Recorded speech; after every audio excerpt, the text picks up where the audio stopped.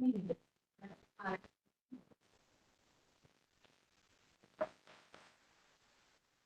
evening and welcome to the Hawaiʻi Neighborhood Board meeting. My name is Roberta Mayer. I'm chair of the board, and I would like the other members of the board to introduce themselves to you, starting with Herb on my far right. Good evening, everybody. Thanks for coming. My name is Herb Schreiner, and I'm in Subdistrict 6, which is the skate park into the mountain. Hi, everyone. I'm Tiffany Donnelly, at large.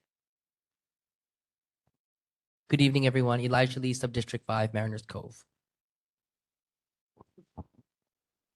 I'm Greg Knudsen, at large. Our neighborhood assistant tonight is Rachel Cristobal, and she's assisting us with the minutes tonight. I'm Lisa Bishop, at large. Johanna Ward, Subdistrict 3, Upper Hawaiʻi Valley. Paula Bender, Subdistrict 9, which is Lunalilo Home Road on the Mackay side. Does that make sense? On the east side. Thank you. We have two members who are online. Paige and Sam, would you please introduce yourselves? Paige Alton, sorry, Sam. Ladies first, please. Paige Alton, Subdistrict 11, Portlock Road and Mauna Lua Triangle, Kokokai. Samuel Wolf, Subdistrict 4, the Hawaiʻi Valley Condo Towers. And let me remind our members online to have your cameras on when any action item is being considered. Well, welcome to our meeting tonight, and to get right into our agenda. Well, first of all, let me just explain. We are a 15-member board. We currently have 11 seats that are filled, and we have, we have 11 seats filled, and we have several open seats that are at large. So I'm going to be asking a little later in the meeting if there are any volunteers tonight who would like to volunteer to serve on the board for this current term. All right, moving on, our status reports, starting with the Honolulu Fire Department. Come on up, gentlemen.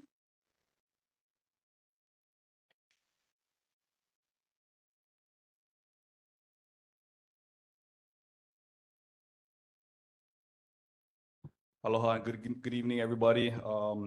Thank you for the introductions. Quick introduction, because I'm new to this place. It's actually my second shift here. My Esteban, I'm the new fire engineer at Engine 34, 2nd Platoon. This is the fire captain, new fire captain. So you probably be seeing us around the community. We also live in Hawaiʻi. We're also community members. But he is the captain in charge of Engine 34, 2nd Platoon, Mark Esteban. But it's nice to meet all you guys. So we'll be seeing you guys around now. Sorry, this is super high. Sorry. Okay, so let's get started. I got this thing here. Okay, so fire safety tips and announcement for you guys. I'll read right off the script. The Honolulu Fire Department reminds the public to call 911 first if you have an emergency. Do not drive to a fire station nearest your location. It is very possible that the fire company would not be at the fire station due to responding to other emergencies or performing other duties such as fire inspections, training, and educational activities. When you call 911, the operator will dispatch the closest available fire company to your community, your emergency.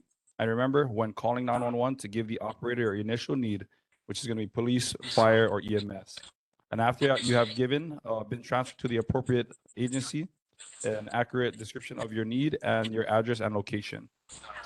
The HFD is also able to 911 text messages. So if you find yourself in a spot where you do not have good reception or voice communication, as if you're hiking, you can also text your emergency to 911. Okay, so as far as our incident statistics for January 2026, we had 2 activated alarms, which no fire was present.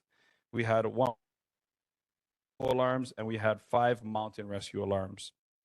For more details on incidents and related mapping information, please visit the fire response search tool on our HFD website at fire.honolulu.gov under the news and info tab. And that's about it for us. If you guys have any questions, please email HFD NHB neighborhood board at honolulu.gov. Is there any questions? Are there questions for the Honolulu Fire Department from the board or members of the audience? Yes, Greg. Unless Paige was going to ask, the mountain rescues, 5 Mhm. mountain rescues, that's a lot. And where were they? And So I don't have the exact, sorry, was that the rest of your question? well, yeah, continue. So funny you say that. Prior to my assignment to Engine 34 Second Watch, I was actually assigned to our HFD Fire Rescue Team, Rescue 1, 3rd Platoon out at Paval Fire Station as a rescueman. It seemed to me that a lot we had was in Kuleo. We kind of had that big one in Kuleo recently where that lady kind of fell kind of far down. A lot of familiar, we all know Coco Head, right? Coco Head is a pretty often and common hike, as well as we got like Makapu and stuff like that. So I don't know the exact stats on the 5 that we have here. That would be something maybe we can email to the HFD NHB to get the exact stats on that one. But those are definitely our common ones here in Hawaii. Yeah, and we have heard many reports like that. That's why it's common that this board asks about them. Yeah. Wondering what's being done to prevent. Mm-hmm. How is there any progress or the department's position on whether or not rescuees should be paying for some of their fees? Because to have 13 members or so involved with the rescue, we know it's pretty expensive. Yeah, absolutely.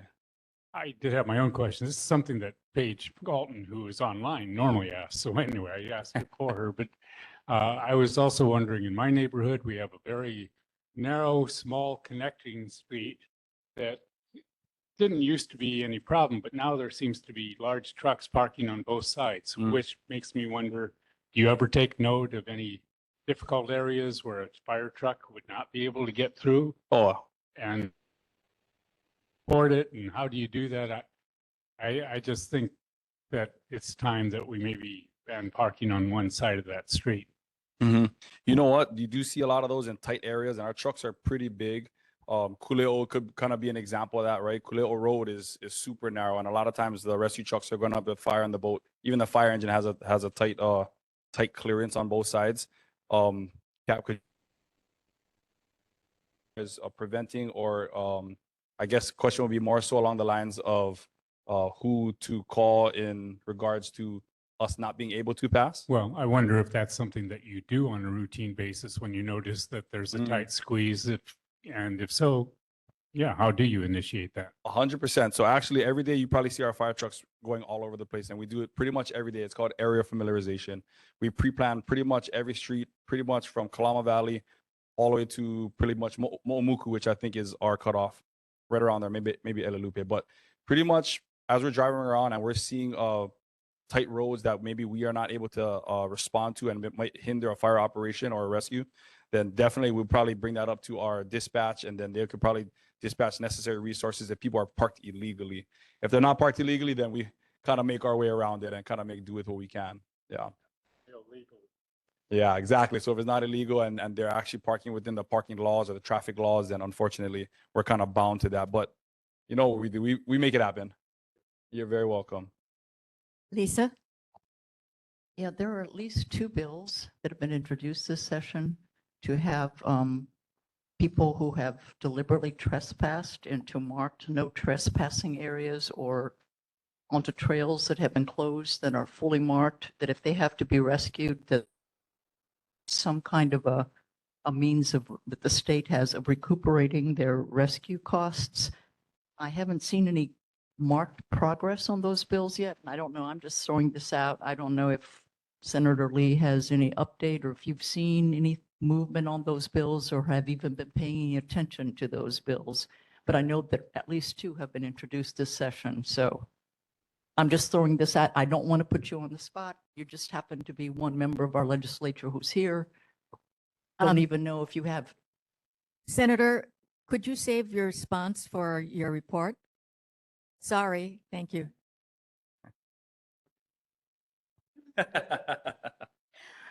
Another question, Paula? Since you're new in town, I'm going to let you know it's Cocoa Crater, where all the rescues are, cocoa heads in the ocean. Life pro tip. Thank you. Any other questions for the Honolulu Fire Department? Could we ask next time for a description of where those mountain rescues are when you make your statistic reports? I will note that. I will make sure. So very the much. board. Appreciate it. All right. Thank you guys. Have a good night. Captain, what was your last name again? Was it Stebano or Esteban. Esteban? Yes. Okay, thank you so much. Sorry, Paul is asking the question, are we brothers? So we are actually, he's actually my uncle by blood. He's my dad's youngest brother, but so he's the captain on the truck. I'm the engineer, but Family yeah, the affair. Esteban family, yeah. they kinda Wonderful. Probably know, but thank you guys. Good to a meet good you. night. We'll see you next month. Bye-bye. Honolulu Police Department. Lieutenant Mura, are you providing the report tonight? Yes, good evening, everybody. Lieutenant Mayor from the Police Department. Going over last month's statistics. Motor vehicle thefts were at 1, burglaries at 1, thefts at 8, unauthorized entry to motor vehicles were at 3, total cost for service 5,804. And the tips we're going to go into, we've seen it last week and even the weeks prior for flash flood preparedness. And continue to have inclement weather potentially in the future, but at any time, things good to know and just reminders for everybody. Yeah, so learn the best routes to high grounds where you live, work, and play, and travel should you need to evacuate. Do not allow children to play near streams or drainage ditches. These areas can quickly become deadly. And if your vehicle stalls in a flooded area, get out as soon as possible. Floodwaters can rise rapidly and sweep away a vehicle and its occupants.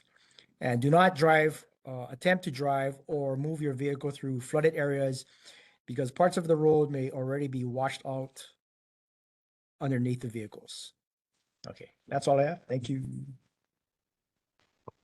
Thank you, Lieutenant. Are there questions for the Honolulu Police Department?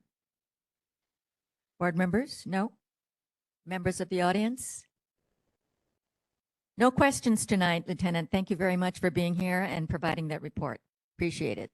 Thank you. Aloha. Good night. Board of Water Supply. Hello, Iris. Good evening, everyone. So my first thing I do is the main break reports for January. I forgot what month I'm in. So on January 1st, there was one near 7192 Kalaniʻanaʻole Highway. There was one on January 9th near 1085 Kamo'okoa Place. So the two main breaks in January. And the one general announcement I have is the Board of Water Supply. We've launched our 2026 poster and poetry contests. So the poster contest is open to grades K through 6, and the poetry contest is open to grades 7 through 12. And this year's theme is Everyday Conservation. So the deadline to enter is February 27th, 2026. So for more information, go to boardofwatersupply.com/WCW contest. So the deadline's soon, and it usually goes to the children, your schools. So you will hear the winners in a few months. That's it.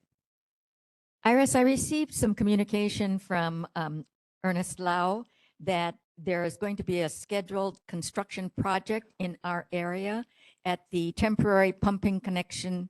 It involves the installation of a temporary pumping connection at the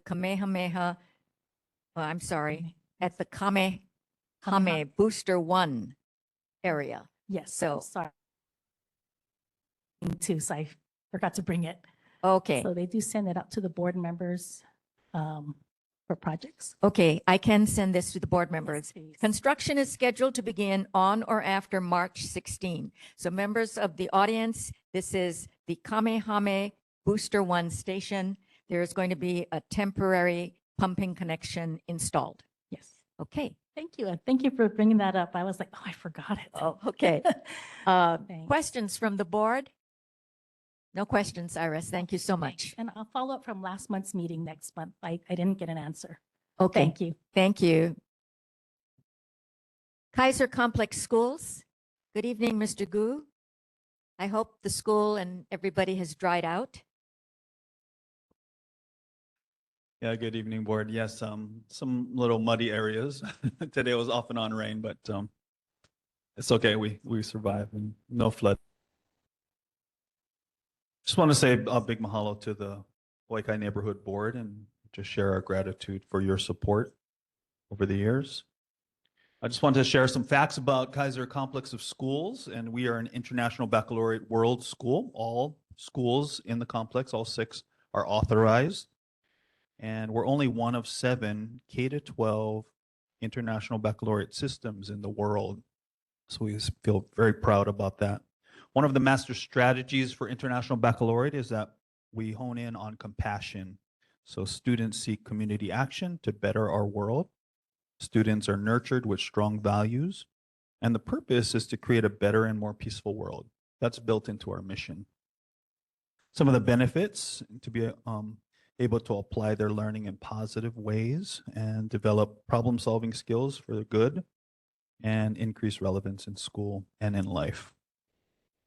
Shifting over to Kaiser High School, lots of great stuff going on right now. As we speak, flag football has begun its 2nd season. So they're in action, they're scrimmaging some other schools and getting ready, but there's 2 squads, so great turnout. I want to say there's close to 50 girls out there. And so 2 separate teams, varsity 1 and 2. So proud of all of them for coming out and trying out this new sport, relatively new sport. And they're pretty good. I watched their other scrimmage and their game, and they have a lot of skill. So look for great things from them. Just a reminder, Aloha and Action Day, that's where all schools in the Kaiser Complex are participating in a service project at many different sites in the area on April 11th, 2026. And then also right after that is Earth Day Festival at Kaiser High School, April 17th. Big announcement and awards. Honolulu District Science and Engineering Fair results. We had many people do really well, and Principal Justin Mew moderated the virtual awards ceremony, as well as service, judging the middle school projects. He helped us out there.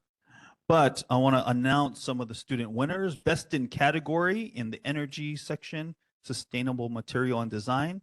It is Olivia Park and her project, See Clearly, Swim Confidently. Also best in category, microbiology, Vera Wang. Natural biodegradation of marine pollutants, a novel exploration of the coconut fiber microbiome.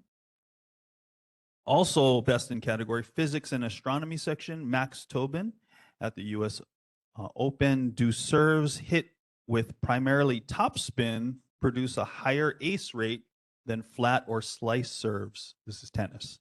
So pretty interesting. So all of them best in category. A special award, Association for Women in Geoscientists Award, Vera Wang. Congratulations to her.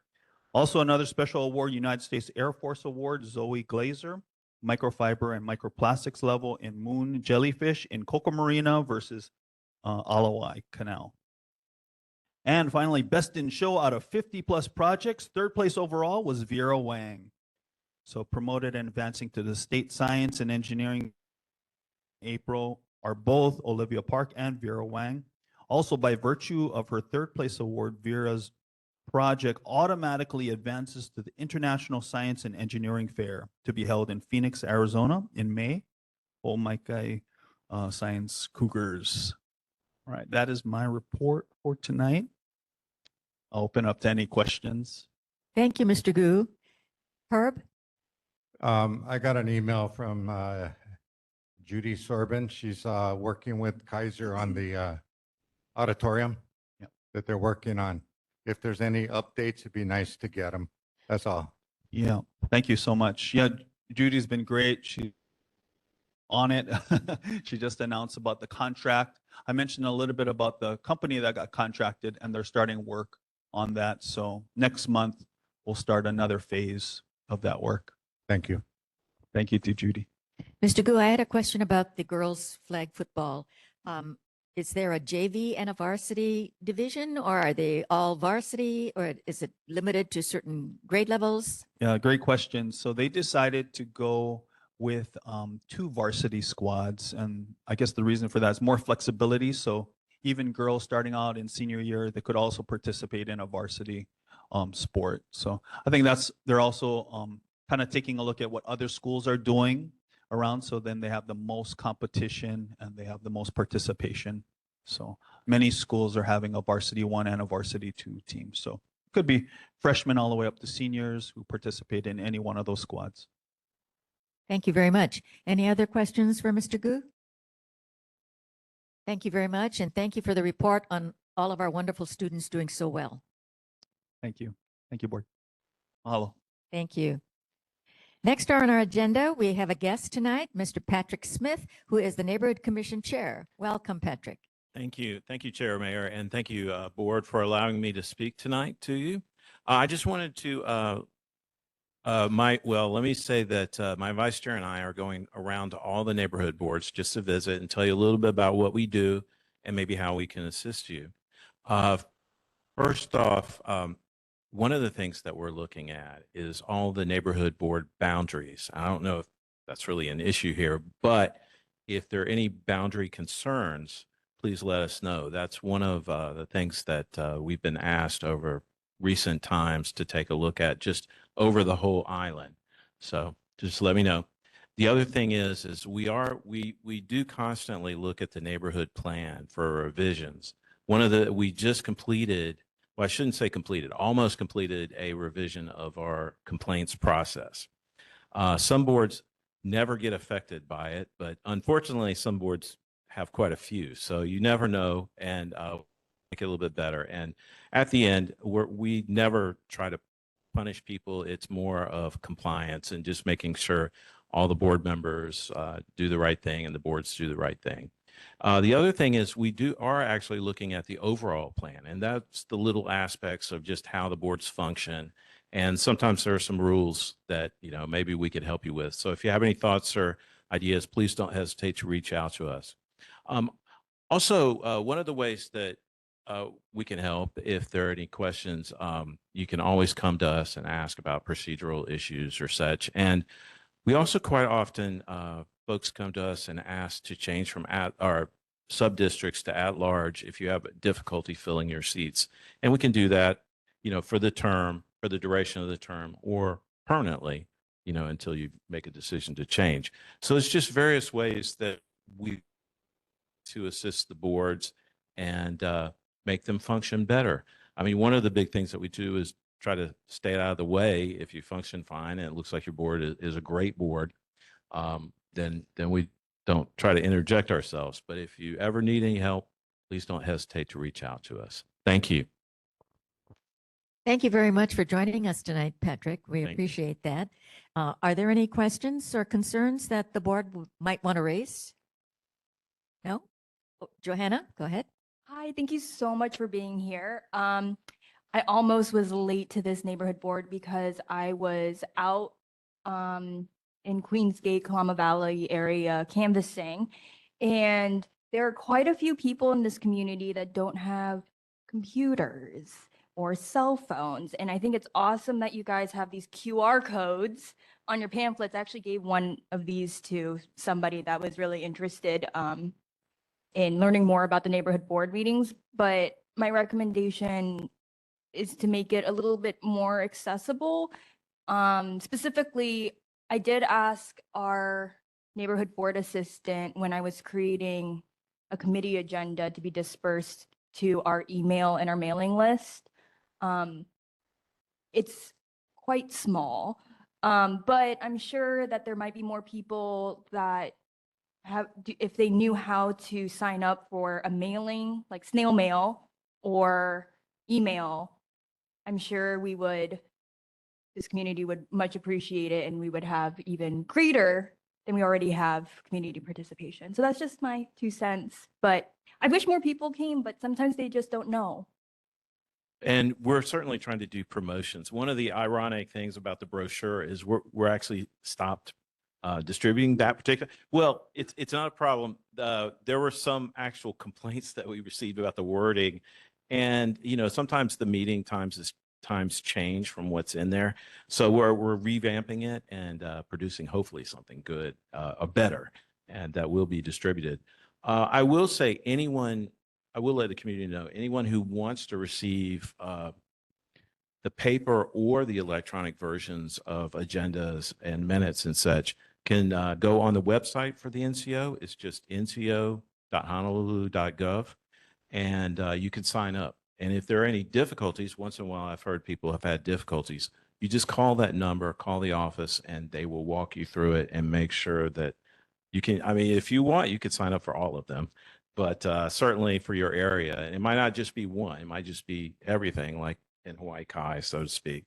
But we're certainly working on promotion and community activity. That's something we're really focused on.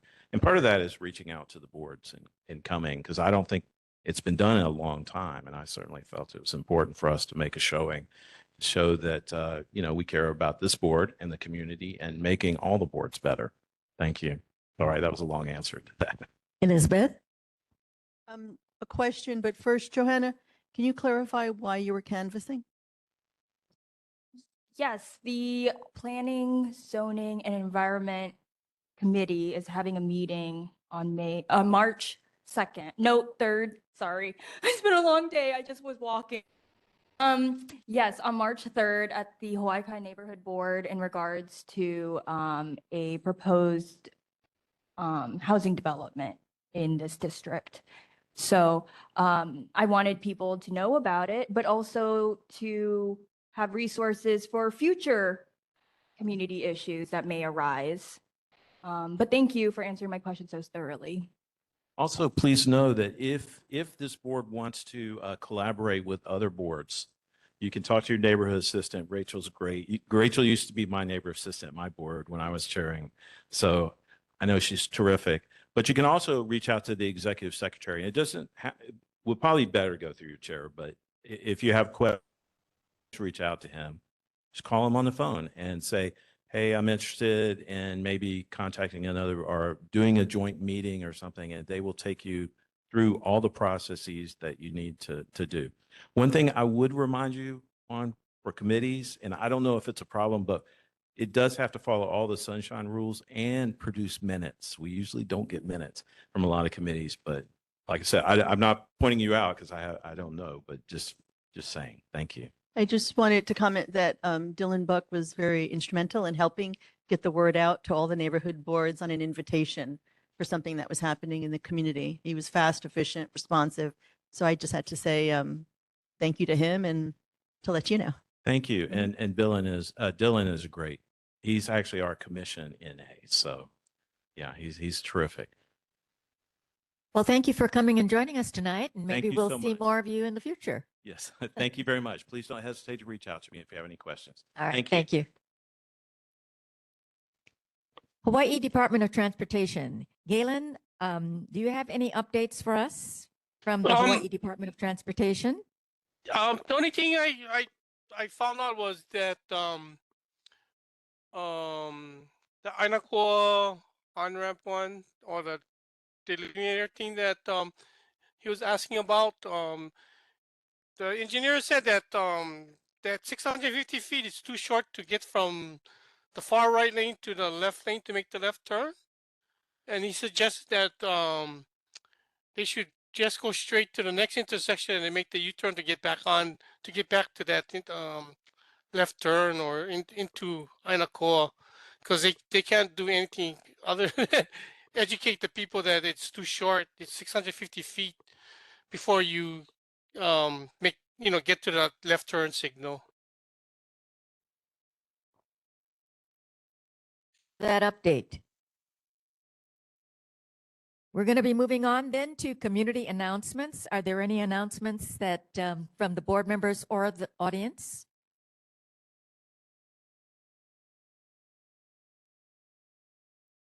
Elizabeth? This is just to reiterate what Johanna had said. She's co-chairing the meeting on March 3rd on Tuesday at the Hawaii Kai Library. The room opens at 5:30, but it starts at 6. Group 70 will be there representing the landowner. This is relating to Cocoa Villas and an expansion of that development. So you're welcome to come on out, and thank you very much. If you need an agenda, we have it. We have one here. Lisa? I'm following up on Principal Gu's sharing with the board. Friends of Hanauma Bay will be participating with Cocoa Head Elementary, and we'll be sponsoring them for their Aloha in Action Day of Service on April 11th. We're going to be sponsoring them up at Hanauma Bay. So there'll be about 100 members of Cocoa Head Elementary. Their parents and kids are going to be coming up to do a beach cleanup as part of their Aloha in Action Day of Service. And Friends of Hanauma Bay is just thrilled to be able to collaborate with them on that. And secondly, for many, many years, Friends of Hanauma Bay has been sponsoring a special award in marine-related research for the Hawaii State Science and Engineering Fair. We provide 4 awards every year, 2 for the students and 2 for the teachers. So we're participating in that annual award as well. So I'm thrilled to read about Olivia and Vera's science projects that are going on to the State Science and Engineering Fair, and look forward to seeing their projects at that event. Thank you. Cheryl?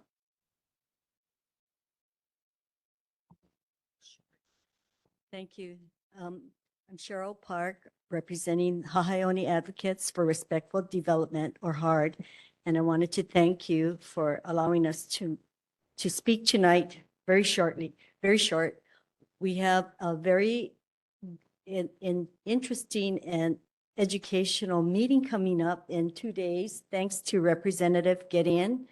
He will be sponsoring a town hall at 6 o'clock this Thursday at the Oahu Club, and his topic will be the Heart of Hawaii Kai. He'll have representatives from HARD, Livable Hawaii Kai, and Friends of Hanauma Bay there to speak about timely, issues that are of importance to this community.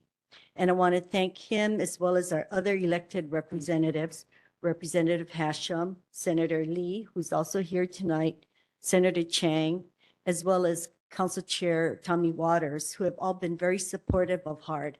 And in fact, Council Chair Waters has suggested that, and I've missed a few meetings, so I don't know if this is old news to you, but I think it's very exciting to us. He's suggested that maybe the council should look into purchasing or somehow getting the James property converted into a city space where the satellite city hall could be relocated, as well as that small little Honolulu Police Department office where all they do is write reports. They don't book anybody there. It's just pretty much a small space, and relocate them into James. Well, you know that James is a big property and it already has an international preschool there, which I hope can continue to stay there because it fits in well with this whole educational complex nearby. And they also have a big space upstairs. So one of the other things that we've been doing is talking to other nonprofit groups to see if there's any interest in supporting a community center there, maybe something like a community sustainability center. And thanks to the executive director of the Malama Mauna Lua, who they go out and protect the reefs out here. He's reached out to many of his environmental group contacts, which include Livable Hawaii Kai and Friends of Hanauma Bay, and a number of other organizations that are really supportive of that idea. So I'm pleased to announce that we are gaining traction with a lot of new alliances, as well as getting more and more people to sign our online petition, thanks to the support of our elected representatives who have been distributing it through their newsletters. Questions, I'll be happy to answer them. Thank you, Cheryl. Any questions for HARD? Okay, are there any other community announcements? Are there any public generated issues? Would you come up to the podium And Elizabeth has one also. So while you're coming up, I'll let Elizabeth share hers. A constituent had shared this with me, and it was really rather surprising. There was Senate Bill 2477 that was making its way through. And interestingly, it was introduced by a senator in a different area, and it was gaining traction, and the end result would have been having a plaque, a historic plaque, put at the Hawaiʻi Town Center, and it would have called the Hawaiʻi Town Center Manalua Island. And it was supposed to pay reverence to the fact that it was once an island, which is not the case at all for that particular area. You know, it's Phil, that area. I mean, that area, Costco, that shopping center was once part of the largest fish pond in all of Polynesia. So not only did they get the facts and the history wrong, but there was an initiative going through that none of us knew about, and I don't think our elected officials knew about. But thank goodness somebody contacted us, and we were able to contact Senator Gabbard, who was able to assist. And I just wanted to comment on that because it's just so peculiar and odd that that would happen. And I don't know if we at the neighborhood board needs to reintroduce ourselves to the senators and to the representatives. But just a word of caution, I guess it pays to kind of read and take a look at some of this stuff. I'm not faulting any of our elected officials, please know that. It was just a really peculiar situation. And then Senator Gabbard's office said the person who had asked for it isn't even necessarily from here. But that was all, that's how far we got. But I felt that it was indeed a public generated issue. So thank you for obliging me. Excuse me one moment. Paige, you had your hand up. Did you have a community announcement that you wanted to share? Well, I actually just had a question. The meeting that Elizabeth and Johanna are talking about, you're talking about the development Cocoa Villas Phase 3. Is that correct? That's going to be discussed at that March 3rd meeting? The Planning, Zoning, and Environment Committee is hosting a meeting on Tuesday, March 3rd at 6:00 p.m. at the Hawaiʻi Public Library. It is to address the proposed further development of Cocoa Villas. It is not a Phase 3 or anything, Paige. It's just a proposal for further development. I'm questioning it because Representative Gideon, I don't know if he's there tonight, he actually sent out a survey regarding Cocoa Villas Phase 3, and I didn't know if this was going to be, if this was the same issue as the Cocoa Villas for the March 3rd meeting, or if this is something completely different that he's talking about. It's the same issue. Oh, okay. Okay.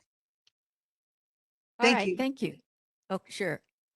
Okay. Welcome. And could you please introduce yourself and your issue? Good evening, member of the neighborhood board and dear neighbor. My name, I'm Agatha Ng. I'm a resident at Cocoa Villa. So the hot topics of our neighborhood is the proposal of the G70 of rezoning the land to do multi-housing at our neighborhood. So we are so fortunate to live at Hawaiʻi, surrounded by national treasure. Cocoa Crater is one of our national treasure. So it's totally inappropriate for us to build a block of townhouse at the entrance of our national treasure site. Can you imagine you go to Yosemite or the Yellowstone National Park and suddenly someone built a brand new block of townhouses in front of that? So to build townhouses right at the entrance is on a slope. I'm not an architect, but I've been in the architectural business for 40 years. I have involved with public development to city public project. So I know a lot about construction and planning. And for them to propose a construction site right at the bottom of the Cocoa Crater It's tremendous construction because the watershed of that side of the hill will be part of the very important issue to be resolved. And what do they have to do to resolve that? They will have to create a channel and in order to make sure the water doesn't flood the building or push the foundation down. So to do all that construction, it will be devastating the current ecosystem of the Cocoa Crater. The greenery, the bird, the egret that comes to our community will be gone for years before it will come back. So it's a devastating ecosystem to be destroyed. Secondly, to create 34 units of townhouses to sustain a swimming pool, a pavilion. Are you kidding? Do you asking these affordable, modest house owner to pay a $500 HOA fee each month? I wouldn't pay that, would you? So think about that project. It's not sustainable to our community. And second of all, townhouses are transitional home for young family.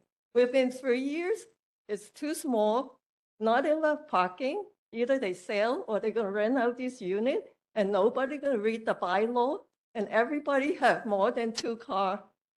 They have 3 cars, 4 cars. So where does all this car go? It's all overflowing all over on narrow street on Coco Kai and Coco Yuga. And onto could be Kokolani. And what does it do for our neighborhood? So think about all that. It's not just, yes, it's a wonderful idea to create more housing, but just be careful what they can do, what it sounds like, and what is the depth of this project in reality. Down the line, Queensgate has been there for 40 years since the 80s. La Lima has been over 30 years. Cocoa Villa has been 20 years. It's established community. Everybody paid dearly to be in those communities from the beginning, even 40 years ago. So today, we need to protect our national treasure and our community and protect it. Thank you. Thank you, Agatha. I just want you to know that this has been on our board's radar, which is why the issue is scheduled for a hearing by our Planning Environment Committee. And It's- that's the one on March 3rd. So I urge you to come out and bring your neighbors with you Oh, and definitely. share your thoughts. Because when they do the environmental report, if those people don't go out there at 6 o'clock and hear the birds are singing at the Cocoa Crater, they don't miss the whole issue of what is they are supposed to report. Thank you. Thank you. Any other public generated issues? We are going to be addressing the issue that Agatha has just brought up. You have something to share? Same topic. My name is Steve Lippert. I am an architect, and I've been consultants on dozens and dozens of high-rise and high-density housing. Lift up the microphone there. I'll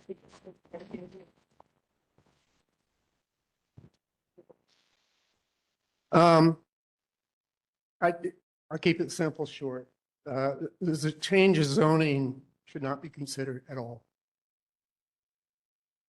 I am generally pro-development.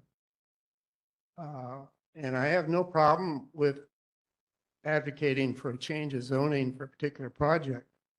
But you can't make a decision on changing zoning without knowing what you're going to get.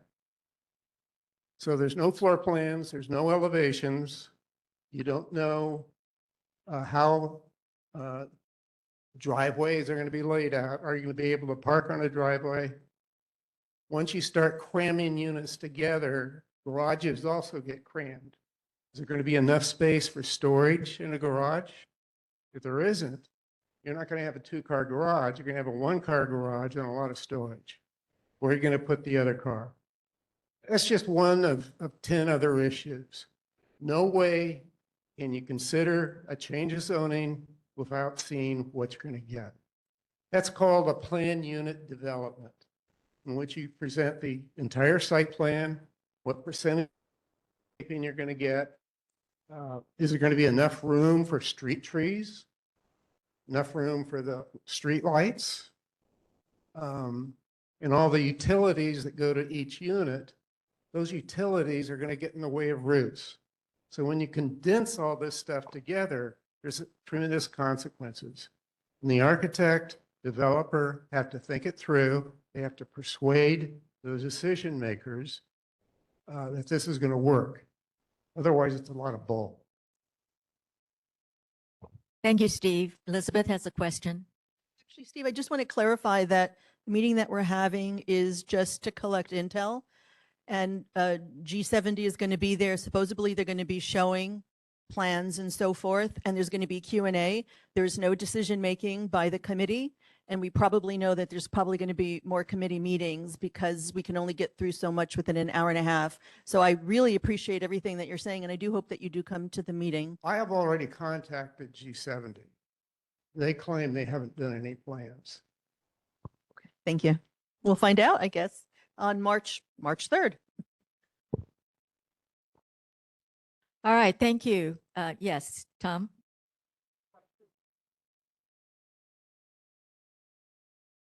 Question about this meeting Tuesday. If it's just collecting of intel, does that mean you all see yourselves as neutral? Or when you hear people like Agatha, do you feel you're also advocating for the community? Elizabeth?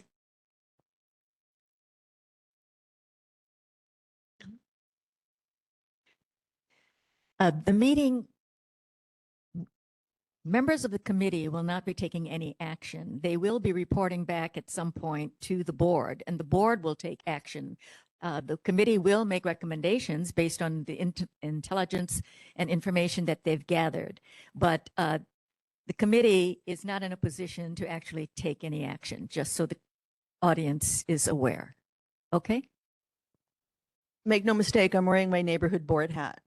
I'm thinking about the East Honolulu Sustainable Communities Plan. I'm thinking about Cocoa Villas when it was developed 20 years ago and so forth. So that's the hat that I'll be wearing. Yeah. Yes, Greg?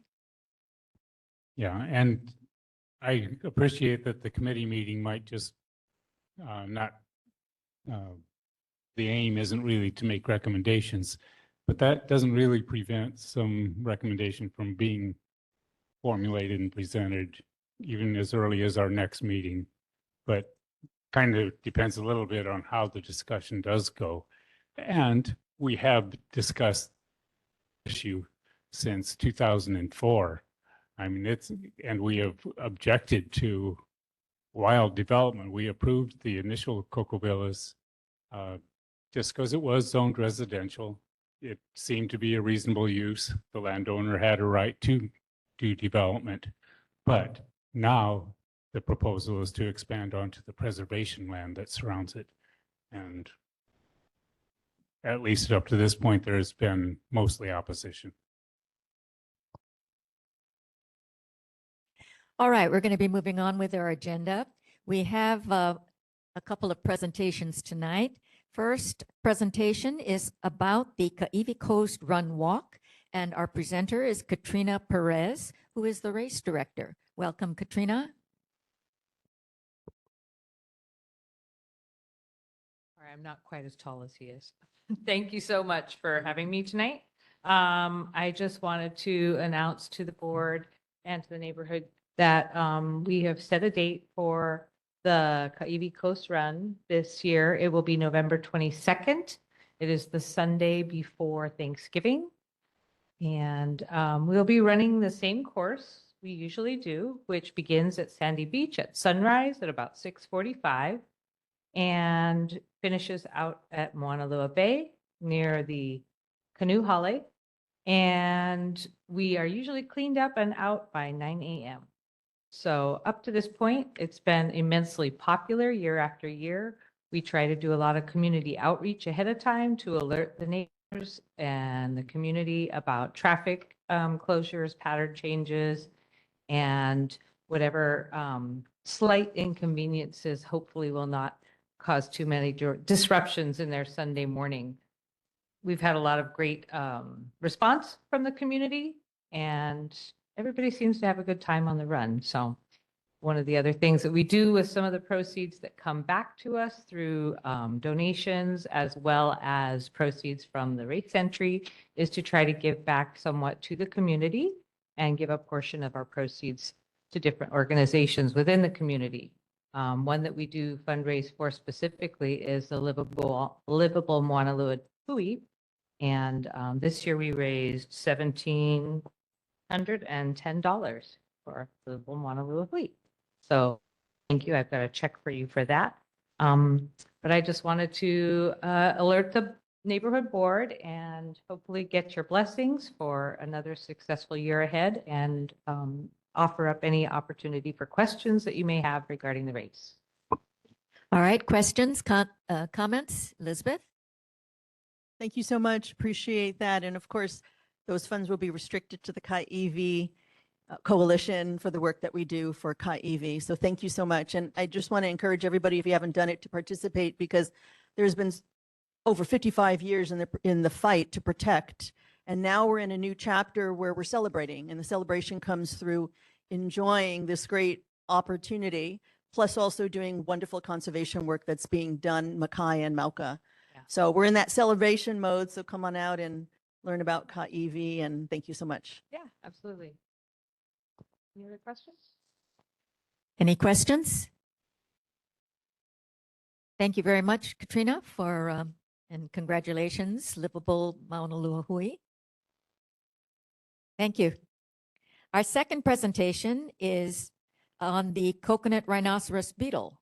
And from the CRB response team, we have our presenter, Arissa Barcinas. Welcome, Arissa. Hello, thank you. I'm just going to share my screen online, and then it's all also up in the back here.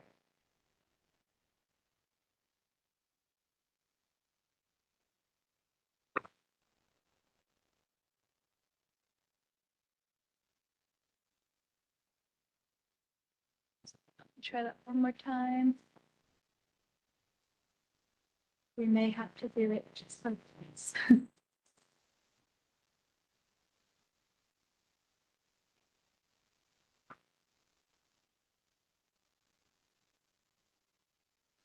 Okay, we can go ahead and proceed like this, I guess. Okay, good evening, everybody. Thank you for having me. My name is Arissa Barcinas, and my background is with the Coconut Rhinoceros Beetle Response, and I do outreach there. And I've also recently been doing some work with Mauna Lua Fish Pond Heritage Center and Livable Mauna Lua Hui to do some targeted coconut rhinoceros beetle outreach. So today I'm just going to be talking updates and the threat that the coconut rhinoceros beetle poses to this community. And so first I want to pose the question, what would Mauna Lua look like without palms? What would it be without our palms? And so this area is really special in that there's so many historic groves, coconut groves around this area. There are your landscape and ornamental palms that people have planted.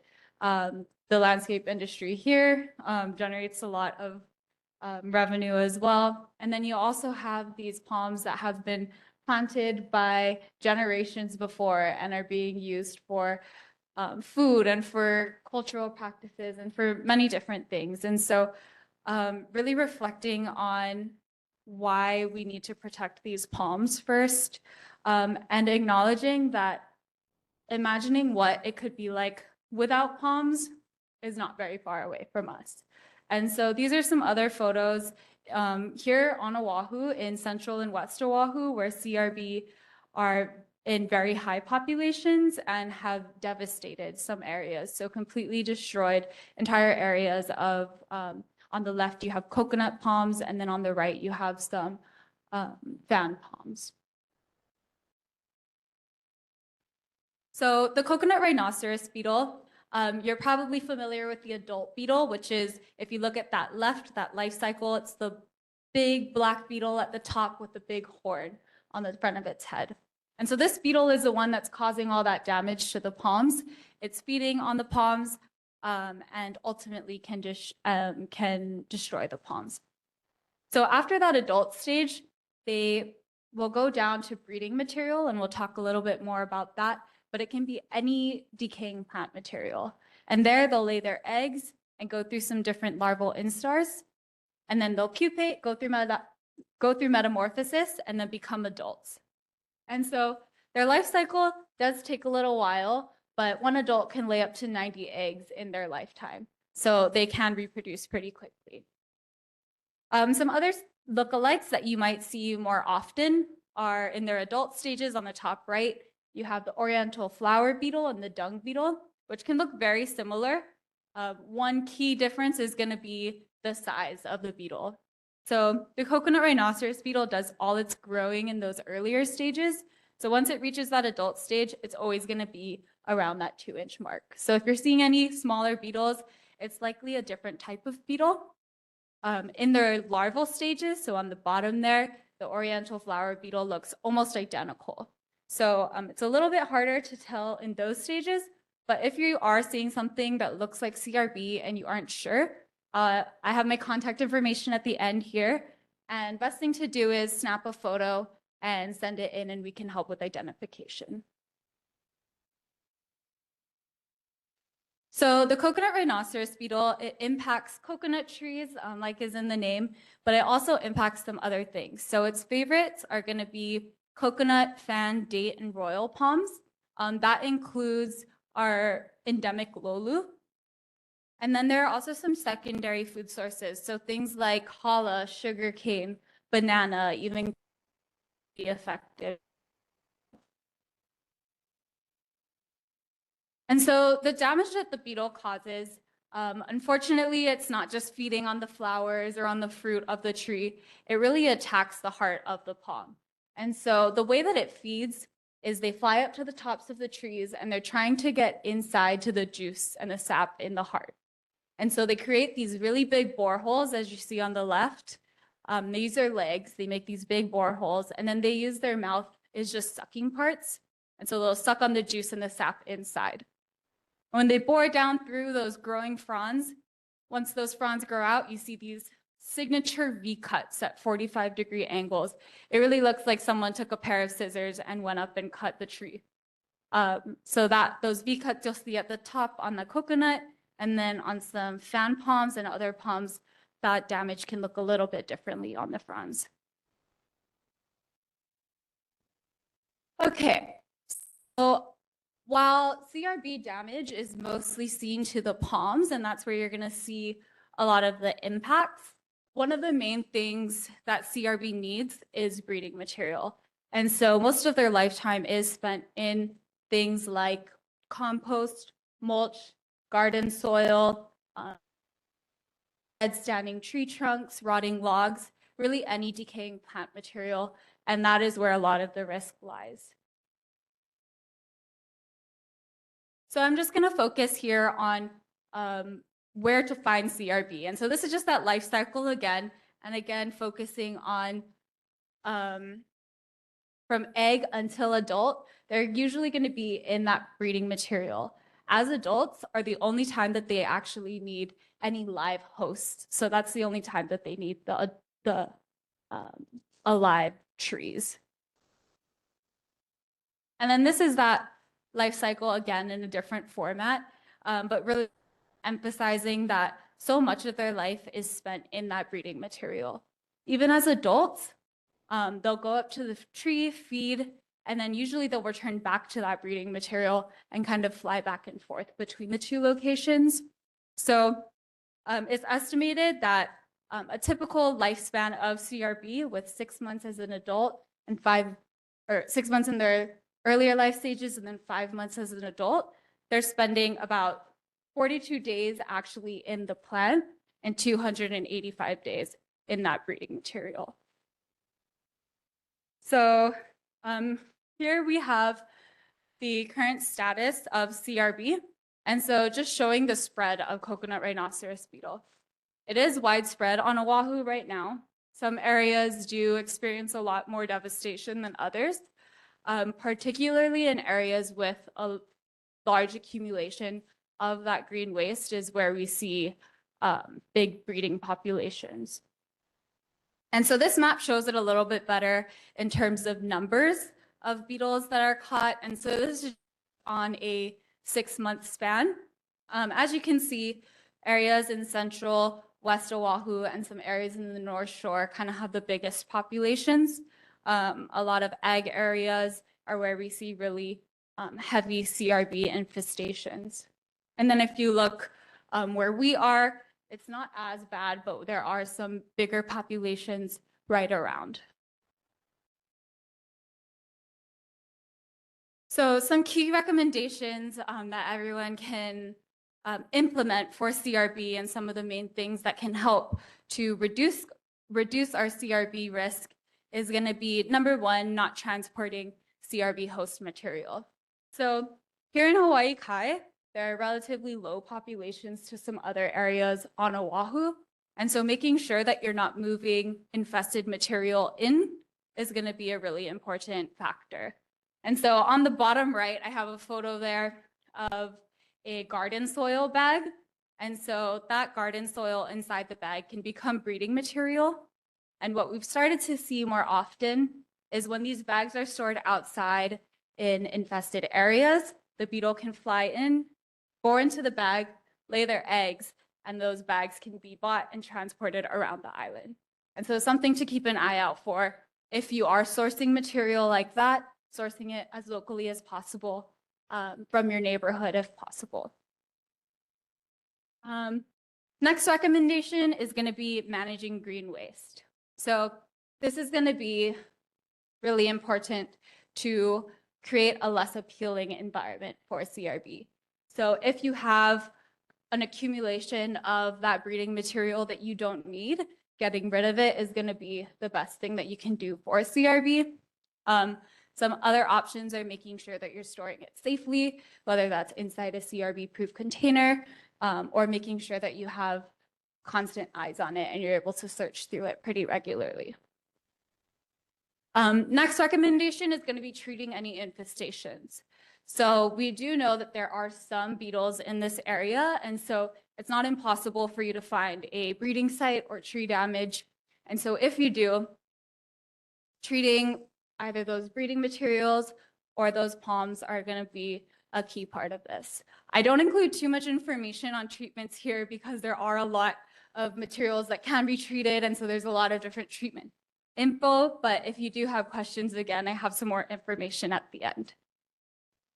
And then lastly, staying informed. So CRB is such an evolving issue, and so there's lots of tools that are constantly being discovered and worked on, and so making sure that you're aware of the situation in your community and making sure that you're aware of the different new and evolving tools is going to be the key to success. So I just also wanted to share some of my work with Livable Mauna Lua Hui and Mauna Lua Fish Pond Heritage Center. A big focus of ours has been to create awareness in this community. And so to do that, we've been working with a lot of the volunteer groups and the different school groups that come to these sites. I grew up a weaver of coconut leaves, and so we've kind of implemented that into our learning, hoping to get everyone hands-on with a coconut tree and form that personal relationship, and I guess have that kuleana to protect the trees. And so we've been able to do a lot of community workday events, as well as some, we did a farmers market outreach tabling event. So trying to spread the word in this community. Okay, and then lastly, I just have some information up here. These are QR codes, and I did take note earlier. I'm sorry I don't have any physical copies to share of this, but on the left here, we have a Mauna Lua Palm Network, and that's just a sign-up sheet if you wanted to put your information down to be on a list of people where we can distribute Mauna Lua specific information on CRB. Or on the left, we have that QR code where that's just the QR code to the CRB Hawaii website, which has a lot of updated information on all things CRB management, tools, and any identification and that type of thing. And then again, my name is Arissa Barcinas, and I have my contact information there at the bottom if anyone has any follow-up questions or or any comments, I guess, to send there. Thank you. Thank you very much, Arissa. Questions from the board, starting with Paula. Thank you very much. I do a lot of gardening at home. And so sometimes I'll open a bag of soil and there will be all this, not even sure what it is. But if we encounter this, how do we destroy it, or and do we also report it? Yeah, okay. So best thing to do, especially with the garden soil bags in particular, if you bought it recently, then and you open it up right when you get home and you find that there's a bunch of larvae inside there, what we recommend is to call the store or bring it back to the store and return it. Really put pressure on the store that you're not going to take infested material. So if you find it immediately, we urge you to go and return it to the store. If you find it months later, it's hard to know if it got infested in your backyard or if it was at the store. And so if you do find CRB, you can search through the material and remove any specimens. That's going to be the first thing. To kill them, kind of up to you on your preference, but freezing, drowning, crushing, cutting will kill CRB. So whatever method you are comfortable with using. And then for smaller amounts of material, if you still want to use that material after you remove the CRB, it takes about 4 months for any eggs to reach that biggest larval stage. So if you clean it out and you're pretty confident that it's clean and you want to be extra sure, you can put that in a container for about 4 months. Just if there's any CRB, let it live through that life cycle so that you can find it very easily. And if you don't find any 4 months later and it was really protected in the meantime, then that material is clean and you can still use it. Greg and then Elizabeth. Yeah, starting April 1st, Hawaii Kai will be part of a pilot program to dispose of the food waste in the green bins. And just wondered, does that enhance the breeding material or does it repel the beetles? The food waste, you're putting it like composting? It will eventually, the city will pick it up and Oh, do composting. But I just wonder are you coordinating with the city with respect to this new program? If it does have an effect, maybe it has no effect. Yes, yeah. So the green bins are actually a safe option. So all the green bins that you put your green waste in, those all end up at a heat treatment facility. So hot temperatures over 131, hot composting will kill CRB. And so all that material will go and end up being treated for CRB. Thank you. So I'm aware of practices now in restoration conservation work that are changing. But a question I have from an agricultural standpoint is, we have Kamilanui Valley, which is an agricultural valley, and there's still large, huge piles of mulch sitting there. And I'm sorry to say, but there's 2 trees that have the V shape. I was going to contact you and send you a picture. But what do we do about that? Because it's right there in an agricultural valley. That practice should no longer be, or they should have it covered. And there's no mechanism, right, other than talking to that lessee.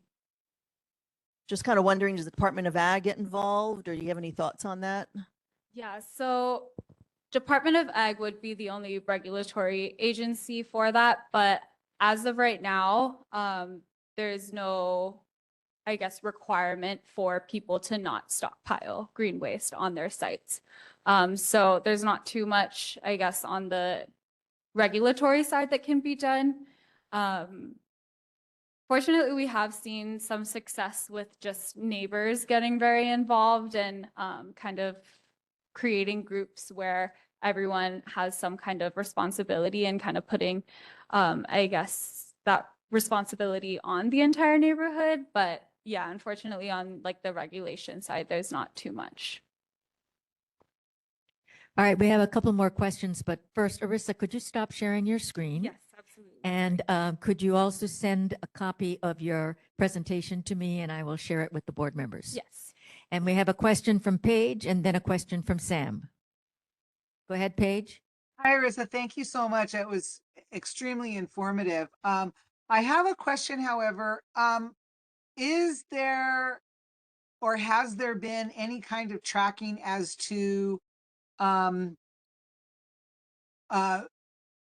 places that have been selling mulch or selling potting soil or selling items that have the larva or have the beetles or whatever? I mean, has anybody done any kind of research on that? I mean, if it's, you know, Home Depot that's selling all this stuff, it'd be nice for people to know that that's not really probably the best place to buy all their stuff. I mean, I know that that's, I don't know. You know what I'm asking?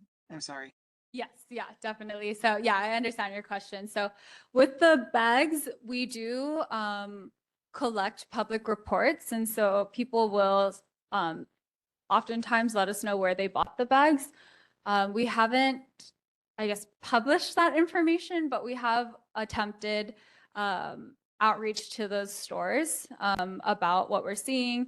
And again, we're not regulatory, so the best we can do is ask them or urge them to store their bags inside, but a lot of times that kind of reaches a roadblock at the corporate level. Yeah. I can understand. Yeah, I can understand. It just would be nice as opposed to, you know, just nice to know that, I mean, because I'm sure that they want to be aware of it too, right? That they want to know if they're selling stuff like that. So, okay.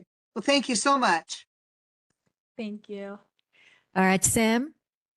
Thank you so much for your presentation, Arissa, and for all the work that you do to fight CRB. It's such a tragic situation that we're in. We've known about this for well over a decade, and now it's a little bit too late, I feel like, at least for Oahu. My question is, what resources are you, personally, or is Malama Mauna Lua getting from, either the federal government, which it's, I think, widely known that the military is the cause of CRB introduction and to Oahu. What resources are you getting from the state and from the county to fight this problem? Yeah, so I can speak a little bit on at least the funding for the CRB response team. So it historically was largely a USDA funded project. It also has funding from DoD for work on DoD properties. And then recently, we also received funding from the state for community to launch. We're soon launching a community resource program, so able to hand out some things like netting or some different treatment tools. Chair, would it be all right if I ask one more question? Sure, go ahead. Thank you. Do you feel like you need more resources from the state since the legislature is in session? Are there any bills that you're following that you would need some advocacy for, some support to really help your fight against CRB? Yeah, so I think this is kind of a little bit higher level than me, but I think one of the most exciting things that's happening surrounding CRB right now are biocontrols. And so right now, there's a lot of research being done into a virus that has been successfully introduced in a lot of other Pacific nations in particular, where they've been able to successfully at least control populations.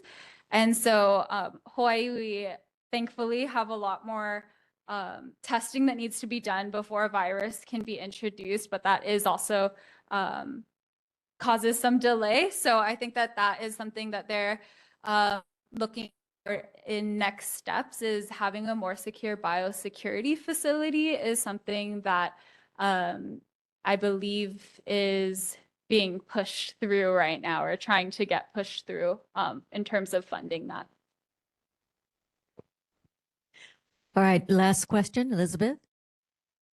So to piggyback off of Sam and then to ask Arissa, and because we have elected officials here, there's Senate Bill 2925, Senate Bill 2779, and it's rather interesting because it recognizes coconut trees as a vital cultural treasure and sustainable food, water source, and to establish seed bank. So I think that if we're going to take, and hopefully our guys will support it, and I wish we had time here that we would be able to speak up and support it just as well. But all the same, if we're going to be elevating it, you know, how great would it be to be able to get more funding for CRB response team and not give up on the island of Oahu and do more proactive work. So I'm just saying that maybe if this measure passes, it'll be a little easier to get more funds for CRB response team. So thank you. Any other questions, comments?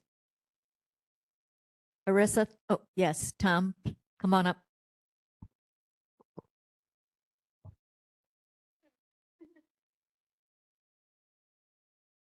I don't want to be overly academic. Probably most of you know what I'm going to say, but Rachel Carson and so many other environmentalists taught us that when you treat and isolate a species as the enemy, it may seem to have a wonderful short-term gain for human beings, but in the long term, it has unintended consequences for the balance of nature. And it may also just relocate the species, and it may make the species stronger, and it may impact other species. What thinking is being done about that? Yeah, so I think to address that, I think one thing is that I think it's a general consensus that CRB will likely not be eradicated from Hawaii. The likelihood of getting rid of every coconut rhinoceros beetle, even with biocontrols, even with all the tools available, is highly unlikely. I think that the aim is to keep it in levels where we're not seeing that complete palm devastation. And I think that that is, I guess, maybe it is, yeah, I guess that's what I have to say on that. Yeah. All right, Arissa, thank you very much for coming and sharing your presentation and for raising the awareness for all of us, and hopefully to those viewing our recorded meeting. Thank you so much. Thank you. Board members, next on our agenda is calling for volunteers to serve on any of the 3 at-large seats that we have on our board. As I mentioned earlier in the meeting, we are a 15-member board. Actually, 12 of our seats are filled, not 11, I misspoke. And so we have 3 seats that were sub-district seats, but have recently been converted by the Neighborhood Commission Board to at-large seats. So is there any volunteer in the audience who is here tonight wishing to be considered to fill one of those vacant seats? Seeing none, hopefully next month we might have volunteers who are willing to serve. On to our officials' reports. First on the agenda is Mayor Rick Blangiardi's representative, Amy Asselby. Amy, are you online? Oh, Amy, hello. Thank you. I do see you have a blank online here, a box online. But we're happy to see you in person.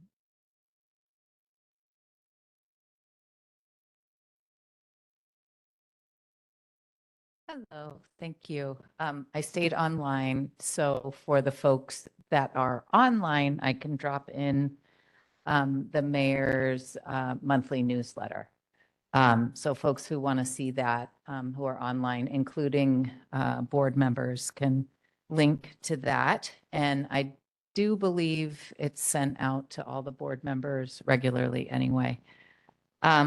So I have one item to report, which is, I'm sorry to say, not really what people were looking for, but I'll read it as is. So this is with regard to the question on the Cocoa Crater Stables update. The managing director, Mike Formby, will schedule time to meet with Kim Hollingsworth to discuss the status of the stables and the future work necessary to improve the facilities for full functionality. There is a considerable scope of work necessary on the grounds, including the removal of a derelict structure, perhaps structures, with known lead-based paint. Consideration is being given to a complete overhaul of the facility, which may require a temporary shutdown. Matters like this, which need to be discussed with Ms. Hollingsworth first. There are also contractual issues which need to be addressed before further public discussions are shared with the board.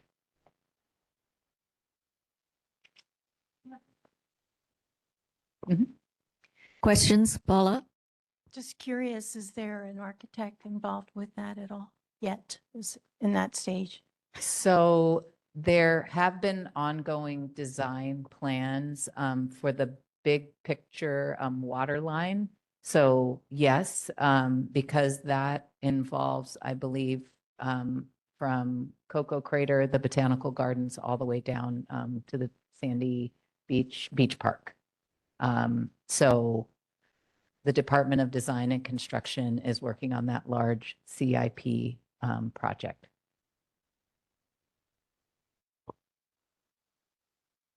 Was that the conclusion of your report, Amy? Just No. reporting on that one issue? No. Okay. Paula, is your next question on the same issue? Okay, go ahead. Can you name the architect? Oh, I'm sorry, I don't know. Okay. I can follow up though, if you'd like to know. They usually do contract out the work. Yes. All right, so go ahead, Amy. Okay. I think also all the members of the board have seen this update from the Department of Parks and Recreation, but perhaps those who are online or in the audience haven't. And that was an announcement that's coming out tomorrow with regard to on-leash dog parks. And so DPR wanted to say thank you to the board because you're one of, I guess, half of the boards that participated in trying to identify some dog parks or some parks that could be future on-leash dog parks. So that announcement is coming out tomorrow, and Camilo Iki Neighborhood Park was a part of the first cohort for new on-leash dog parks. DPR wants to make at least a third of the parks in every neighborhood dog friendly. So the neighborhood boards are welcome to consider additional parks in our area for this designation. And as a part of the outreach to the board, they mentioned a number of parks that the Department of Parks and Recreation staff find as possible designations. They thought it would be useful for the board to consider Cocoa Head Neighborhood Park. Amy, I do have that email. I was going to send it to the board members after our meeting tonight because I was told to hold that information until the announcement tomorrow. So I do have the email that lists all of the other that is asking us to consider for further dog-friendly parks.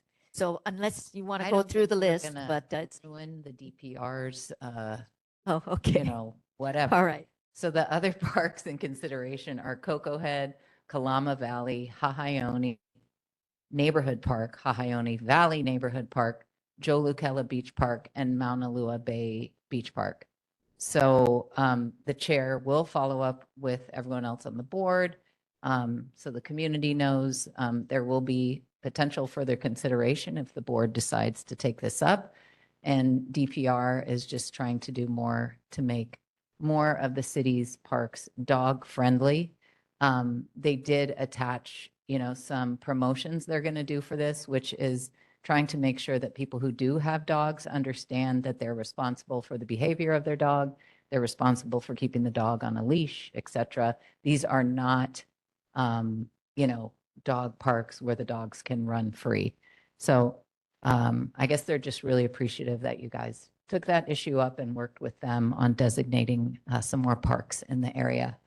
And then finally, there was also an announcement today from the Department of Transportation Services on changes to some of the bus routes.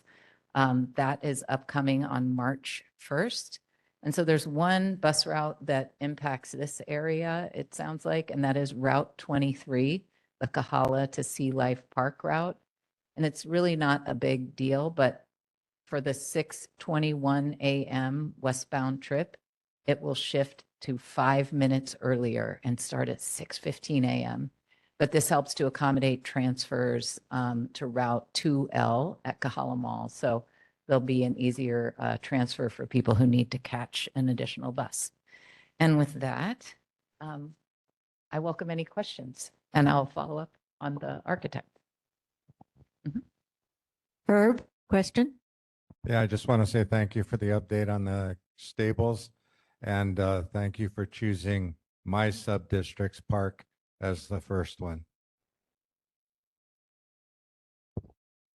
Amy, at last month's meeting, there was an issue, there was information that was shared, and I can't recall whether it was you or Council Chair Waters that shared this, but there was information shared that there was money in the budget for the stables to the tune of 350,000.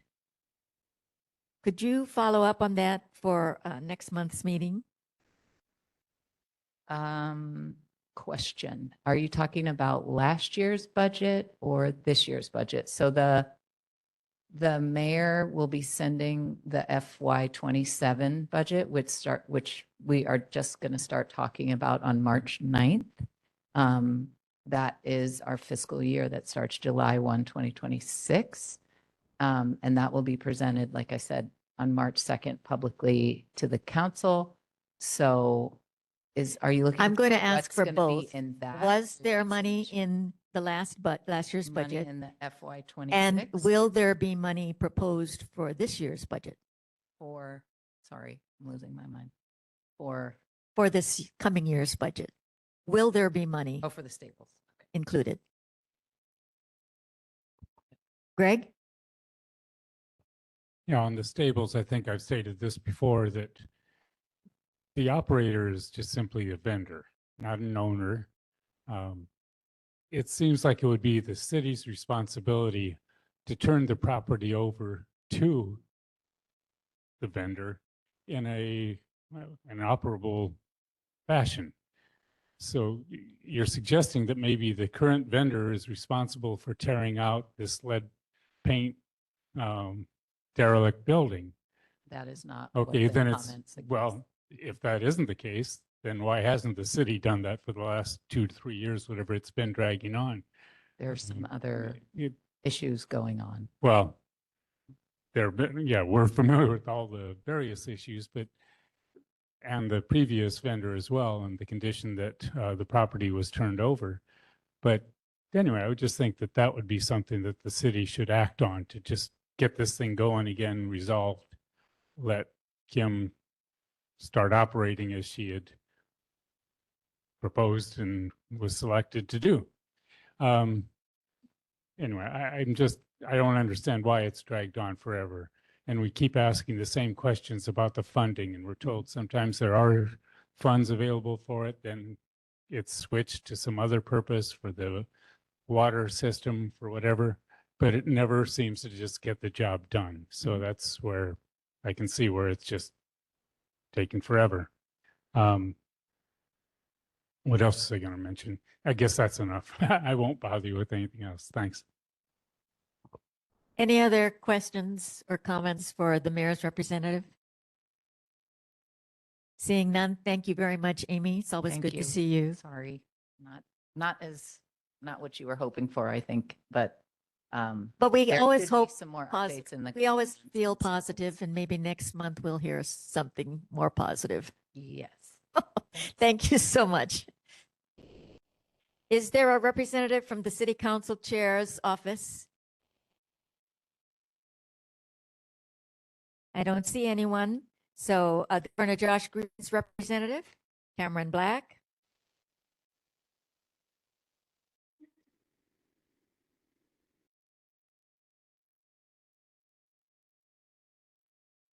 Good evening, Chair, board members, members of the community. Cameron Black on behalf of Governor Green's office.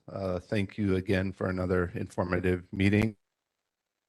Any new items that I may have heard, would you like me to follow up with the Department of Ag regarding the Kamiliki or Nui? Yes. Okay. More details on where those trees were. I'll follow up. Okay. So that was the only new issue I heard tonight. Updates on 3 outstanding issues that have come up quite a bit in the past. The Maunalua Bay dredging and improvement projects. Dobar DLNR announced last week that project had been completed. So at least phase 1, I believe Rep. Hashem shared more on potential phase 2, but phase 1 has been completed. So for all you community members, feel free to go down there and see it. There was an announcement on Dobar's website again last week. I believe it was the 19th, kind of giving a bit more details on that project, what it was, how much it costs, and more details like that. So if you have any questions, of course, you can ask. The second item is the Cocoa Head Port Lock siren. I was there on February 2nd, the first working day of the month is when they do the testing. I was Makai of the baseball field by Cocoa Head Elementary. It was light. I would note it was a high wind advisory day. That was the same day that we had those really strong south winds. But Paige, if you're out there, I welcome any input you may have heard from residents in that area, as well as any other feedback or experiences other folks had from any other board members on the siren testing. I will be out there again in the same spot near Cocoa Head next Monday to listen to the testing again to see how it's going. So we're going to continue to bird dog this thing, but I'll pause there until I get to the DHHL development, which is my last update.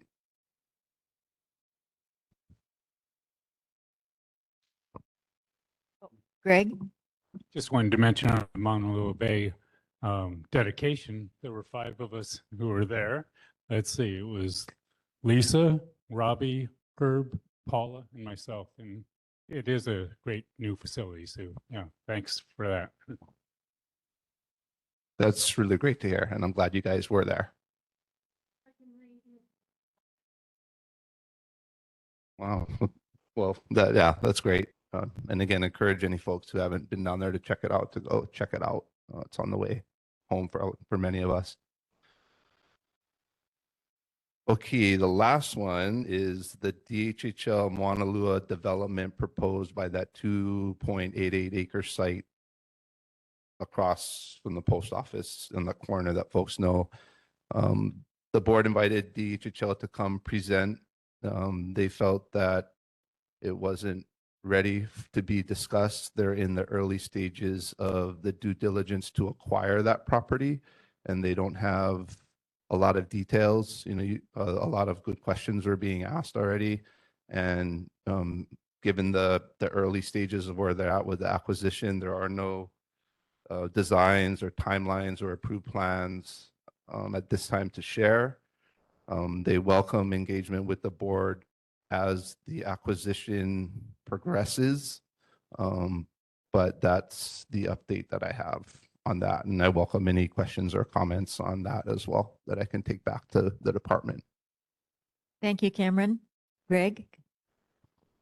Yeah, I did have a chance to talk with Kali Watson just about a week ago, and it was reassuring that he is well aware of it. So I think you have conveyed our messages to him. He also seems very sensitive to it. He was telling me that not necessarily 80 units, but maybe 60 to 80 units And how he spoke of it was as townhouses. And I was asking specifically about height limits, and he was thinking, 2-story. I even suggested, well, 2 or 3-story, but no, he seemed to focus on 2. But I also then said, I felt that's hard to even cram 60 units into that small space under 3 acres. He also seemed very sensitive to our concern about parking. And so I was just reassured. It might still be in its early stages, but it's good that he's aware of community concerns, and I trust he is willing to listen. So thank you. That's also great to hear, Greg. So thank you. Thanks, Greg, for sharing that information. Any other comments or questions for the governor's representative? Yes, please come on up.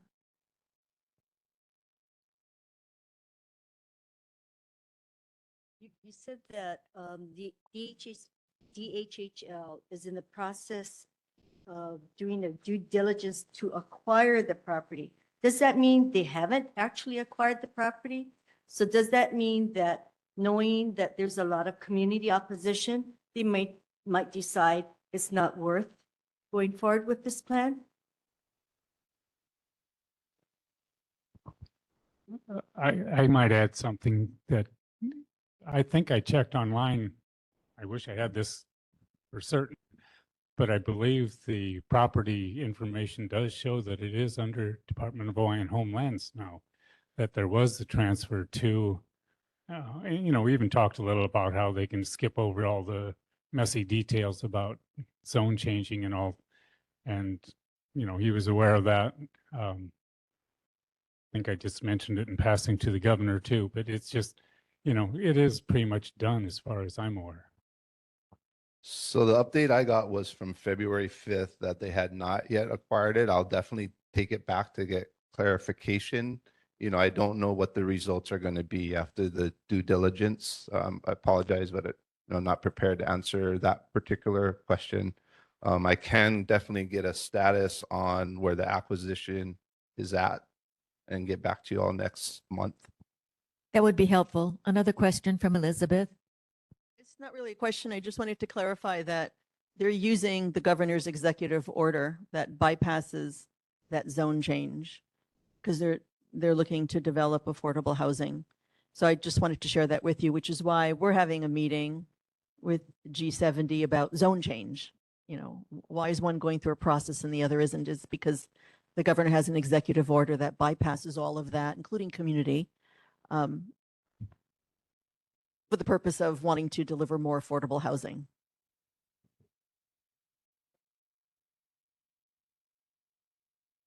It's across the state.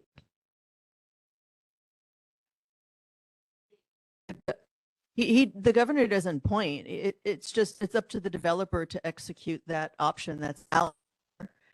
That's, some people find it questionable.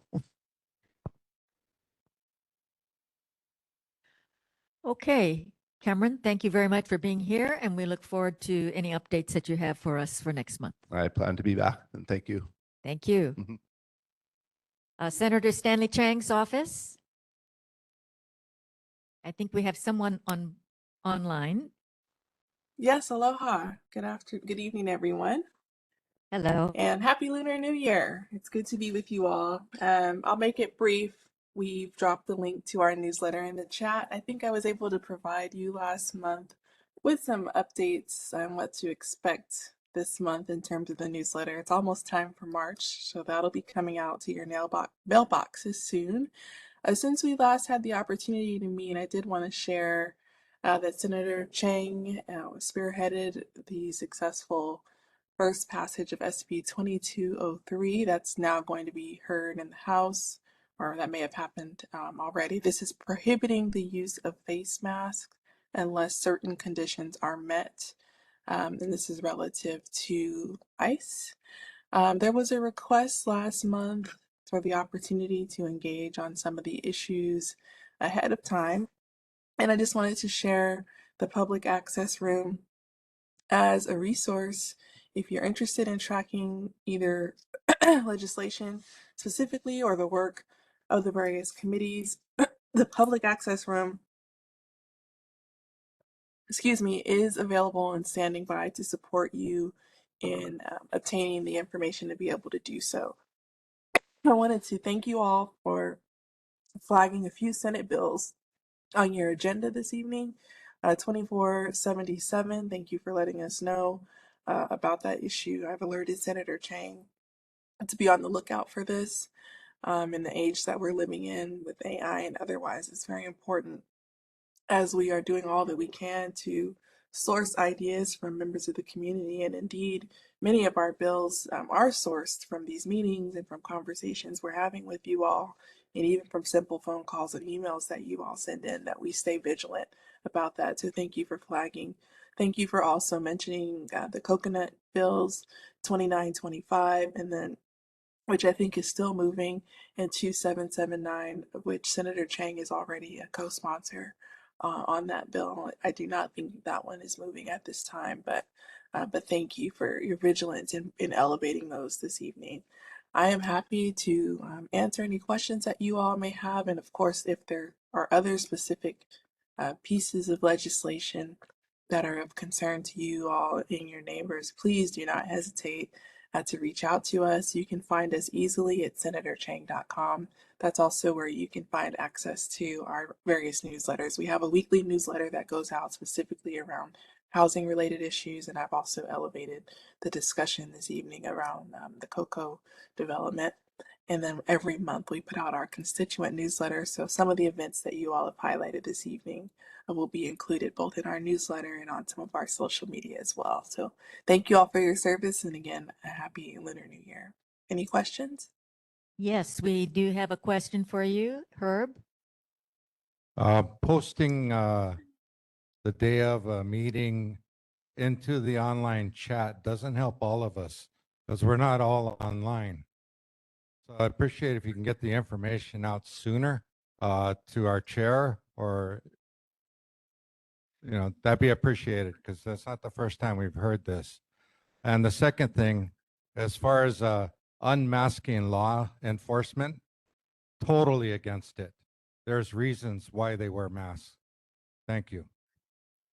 Thank you so much. So the only thing we put in the chat was Senator Chang's website. I think many of you are already subscribed to his monthly and weekly newsletters. So that information is irrelevant to you. But if there are individuals who would like to receive those directly into their inboxes, they can visit senatorchang.com to subscribe to those newsletters or find him on his legislative webpage.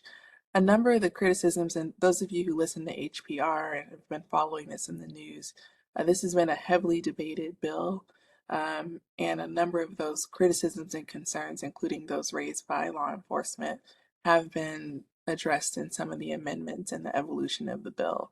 And the bill will continue to evolve in order to reflect some of those concerns. So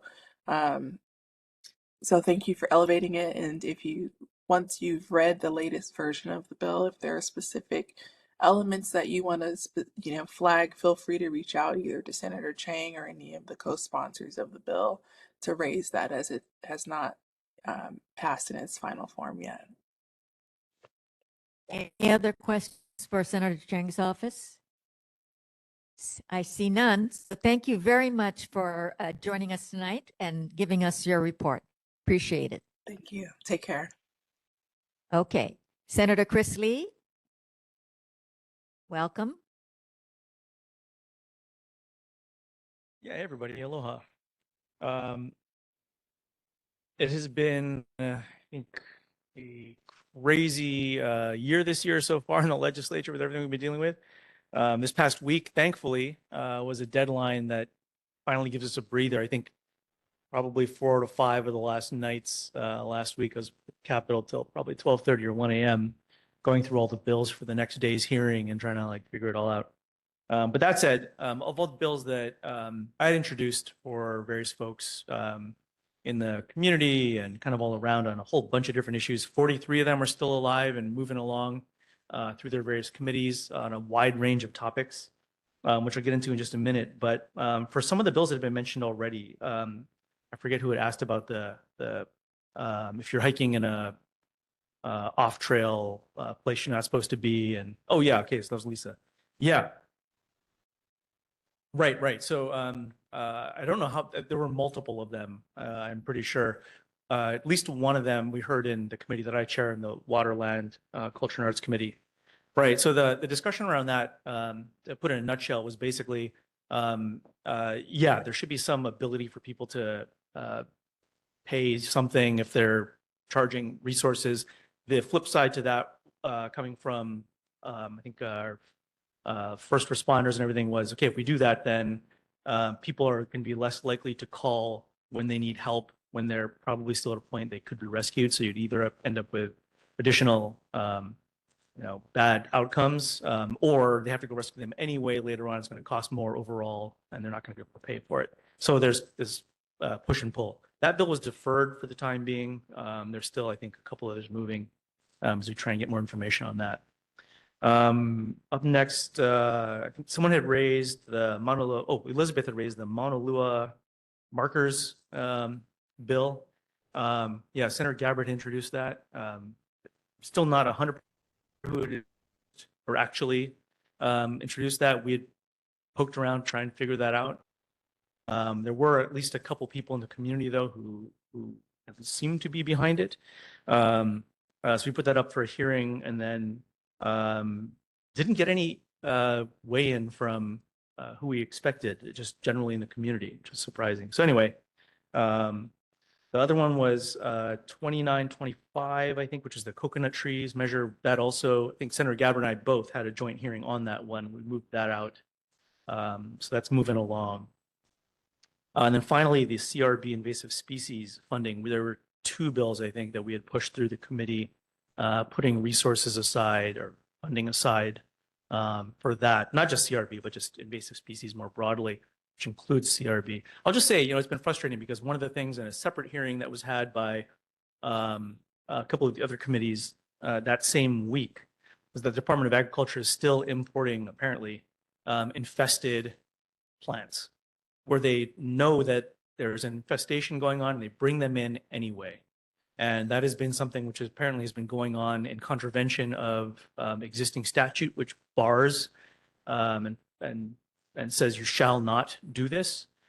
So that is frustrating. And part of the spread that we've been seeing, while there's a lot of great work going on, I think whoever the previous speaker was talked about, that could have all been avoided had there been some really basic stuff done early on to stop the spread of this stuff. And there's been just such a huge delay in action on that front, which we can get into in a whole other, probably entire community meeting just on that alone. So that said, that goes on. Let me talk just about a couple of the bills that are moving that I didn't get to last week. I talked about SB 3025, which I'd put in.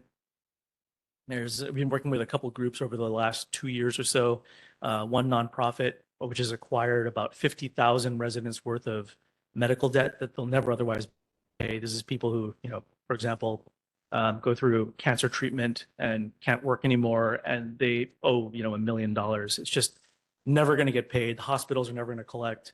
They'll never be able to have access to credit to rent or buy a car or any of that stuff again.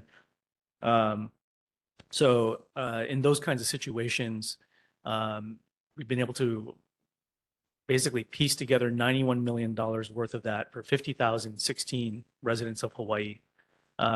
Because of the financial ability to kind of like make it all work, we're able to cancel that $91 million worth of debt outright for $500,000. It is probably the best return on investment, I've said this before, that we could ever do for families here in Hawaii and give them a clean slate, often for reasons that they've never done anything on their part to deserve, and have no ability to work to resolve. So that's a way to really just get people back on the right track. Secondly, SB 3019, this is, I don't know if folks have been frustrated. I might have talked about this one before here, but it's moving along for all our events, whether it's games or concerts or shows or what have you. You have these basically mainland-based ticket resellers that buy up all the tickets, like, within a fraction of a second using AI and bots and everything, and then they'll gladly resell them to you for like a 2,000% markup. So just to put in perspective how apparent this really is in Hawaii right now, the Hawaii Symphony Orchestra is putting on a show coming up in I think a couple months. Tickets online right now are ranging from between $650 up to $1,900 as of the last time that I looked. And obviously, I mean, this is not like some crazy exclusive concert, right? This is the Hawaii Symphony Orchestra, which is a fantastic local organization, but is being priced out. They don't get a single additional dollar because of those markups. And so what this bill does is mirror what a number of other states have done, which says whatever the ticket price is for some event or concert or something, you can't mark it up more than usually about like 5 or 10% or something like that, so you can get your fees covered. But that is it. So that's one that I hope folks keep an eye on. Finally, after I did get a break, after this crazy past week, I got to jump in the water at Hanauma Bay, which was awesome. The weather was not so awesome, but the experience was great. And I raised that because, along all of our coastlines, we're expected, the best science says we're expected to lose the majority, somewhere between like 70 to 90% of our reef ecosystems in the next 30 to 40 years because of a lot of reasons. And if we don't do something about that now, there may not be a chance for them to recover every time there's a bleaching event or some really bad El Nino year. And so one of the measures, SB 3201, tasks Department of Land and Natural Resources, the Division of Aquatic Resources, with actually not just managing to sustain right now, but managing to sustain, assuming there's going to be those kinds of events that we're going to inevitably face more and more frequently, and have our reefs kept at a place where they're robust enough to survive that and actually have a chance. And so that's something that's moving along. The last thing I'll close with, which is relevant, I think, to some of the other conversations we had, is SB 3028, which is a bill I put in, which is similar to some other bills that are in right now.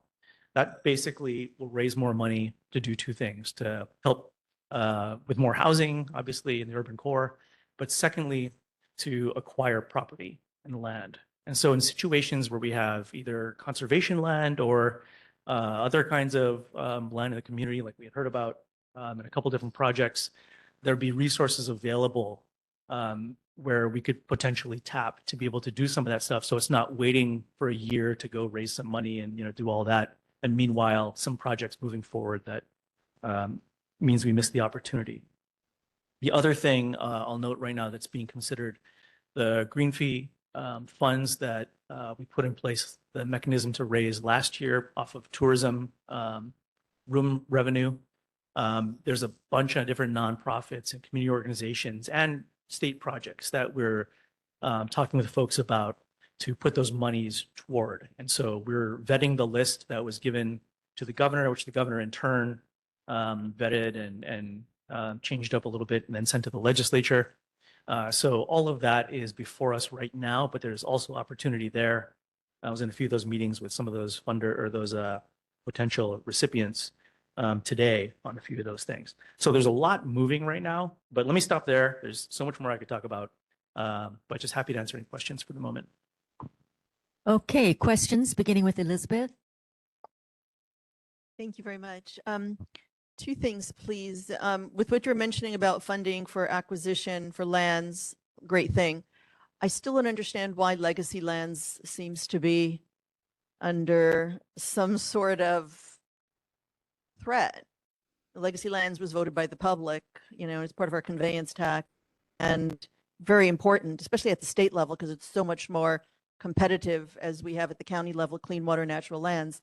And I just don't understand why it's necessary to look at that fund. I'm asking you if you can share a little bit more about it, considering we have these other green fee and we also have this other measure that you're referring to. So that's one. And then the other is, as it relates to the Maunalua Island, may I ask that you contact Chair Mayor if anything at all comes up as it relates to Maunalua or Hawaiʻi Kai.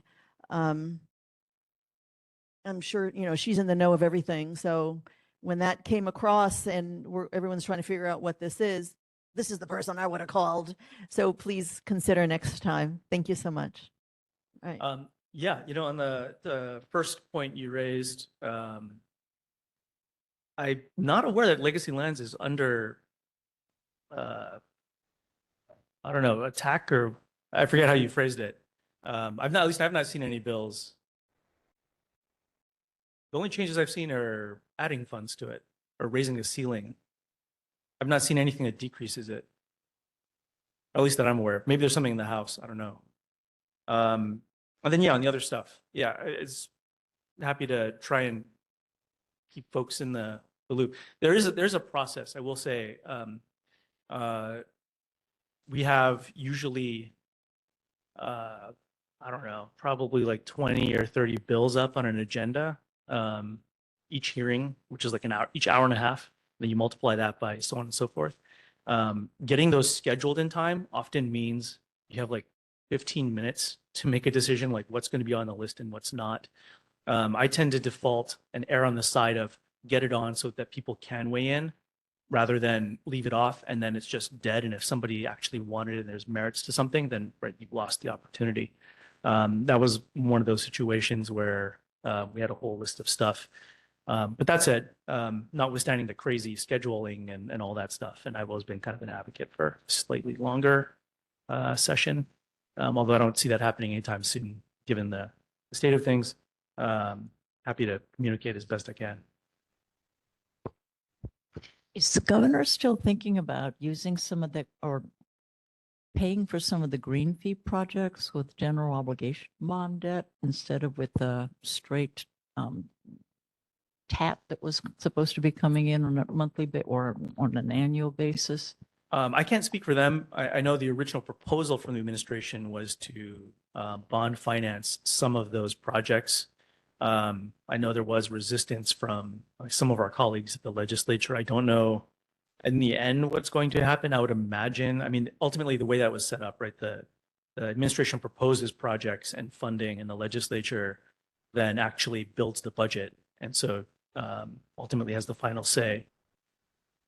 Yeah, so my guess would be it's going to be as the program was set up where it's general funded, unless some crazy, budget unforeseen scenario plays out, or maybe like all the federal money disappears overnight or something, which is, these days entirely within the realm of possibility. But that's what I can give you right now.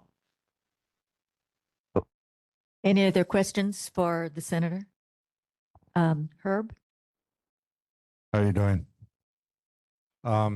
You introduced a gun bill. Can you explain it and where it's at? Could you remind me which or what it does? I saw it on the news, I believe, that you introduced some kind of gun carry, or. Yeah, okay. Sure, I can look up the number of that after this, but one of the issues that we're seeing following the U.S. Supreme Court Bruin decision is that, which basically said you have to be able to issue carry permits for folks everywhere and create a process for that and so forth, is that there are a whole ton of people who are now doing that. Part of the challenge with that is there's not a lot of training that typically goes with that. And so, and I say this as I'm a former gun owner. I've had quite a few over the years, including my last one, which is the last carry firearm was a snub nose 9mm Beretta 92F Centurion, which would have been sort of one of those that people would likely carry in this situation. What the bill basically says is if you're going to carry a lethal firearm for whatever purpose, whether it's self-defense or anything else, you have to also carry a non-lethal alternative. In other words, like a taser or some other similar kind of thing. And the reason is because for law enforcement, for example, we require both, because not every scenario is going to require a lethal firearm. And so if you have a typical person who has way less training and way less time, and the only tool they have is something that is automatically lethal, the only choice you have may often escalate a situation where you wouldn't otherwise not intend if you had something that was non-lethal. And one of the first thing that you're trained when you have a firearm is if you're going to unholster a weapon outside of a gun range, you had better be prepared to pull the trigger. And in a lot of situations where there's not good training and not good understanding of what's going on in a situation, you unholster your firearm to defend yourself. And it's a situation where you would otherwise be able to diffuse something by backing off or tasing somebody even or something like that, then the only option is to kill someone. And in that case, and we've seen this multiple times over in not only the real world examples, but the data around. Even if someone's pulling a weapon out in self-defense around others, if someone else is armed in that situation, all of a sudden they're pulling out their weapon to defend themselves as well. And you end up with situations that become way more lethal than need be. So that's the purpose of that bill, to basically say, sure, go ahead and carry whatever firearm you deem appropriate, but also keep another option so that if the situation demands it, you don't have to take another person's life or ruin your own by making a bad call when you have another tool that would be non-lethal. I disagree. You want somebody to carry all these options on their person. What I heard from you numerous times was training.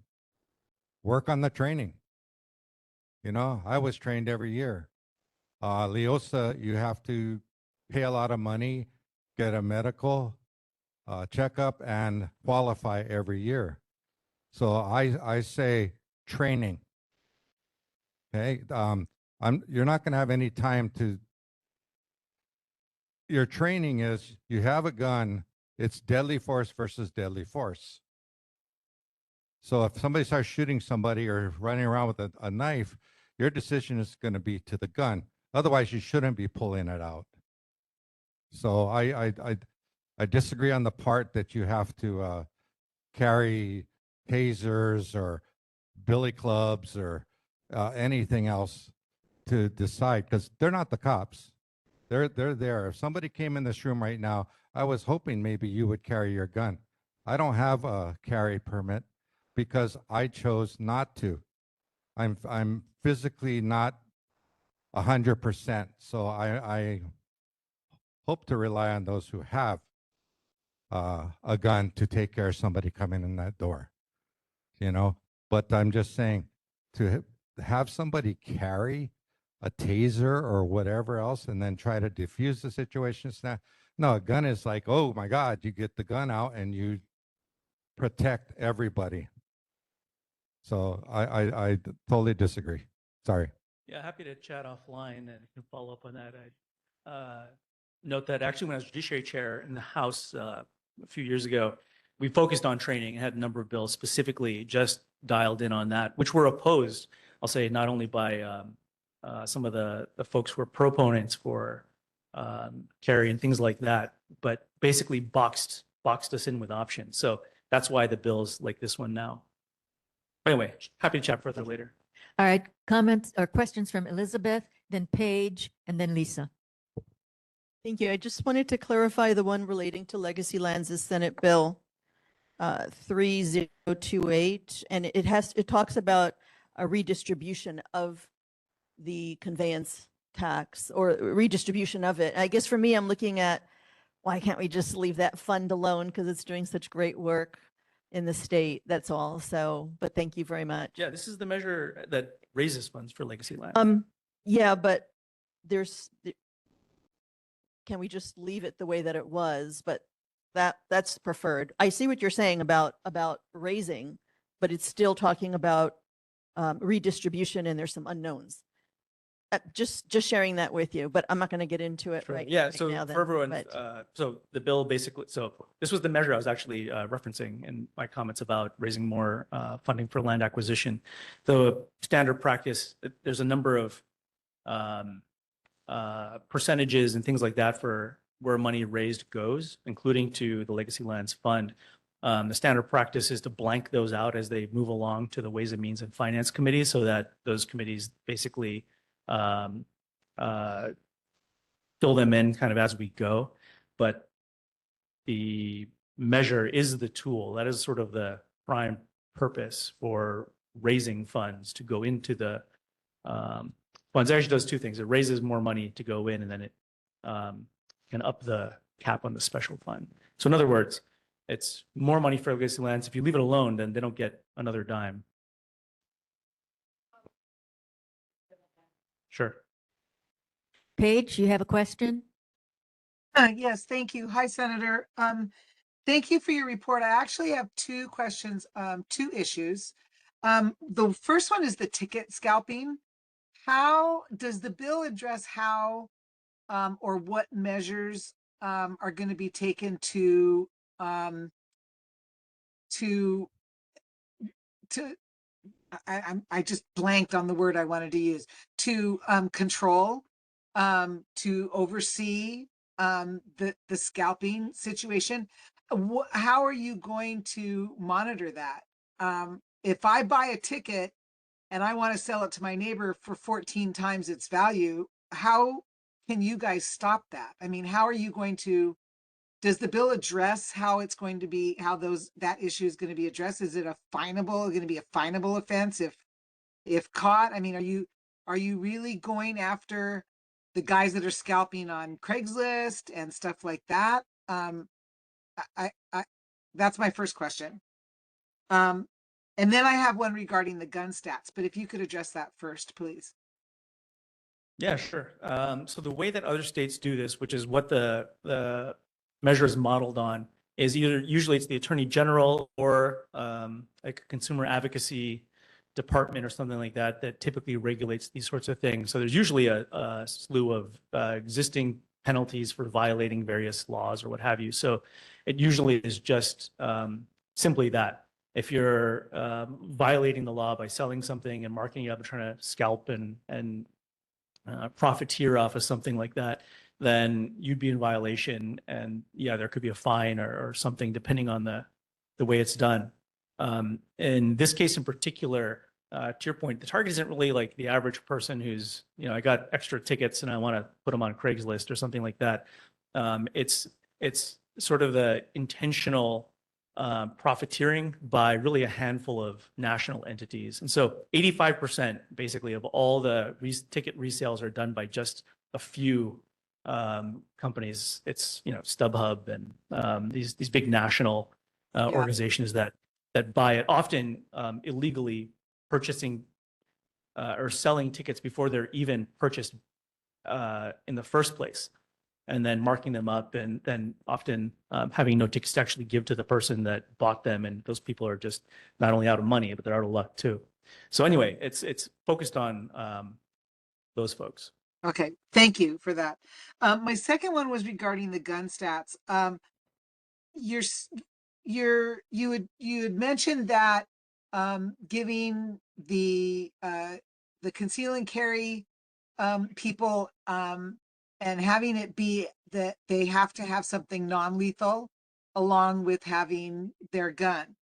Are there any statistics or has the question of would you rather have had a taser as opposed to blowing that guy's head off? Has that been asked of anybody who's in jail because they shot somebody who was trespassing or somebody that they probably didn't need to use lethal force with? I mean, has anybody gone out and asked these people, hey, you had a gun, but could you maybe have used a taser? Would you have used a taser if you had the choice? I mean, it just seems to me that would be the catalyst of the question of saying you have to have something non-lethal along with having something lethal.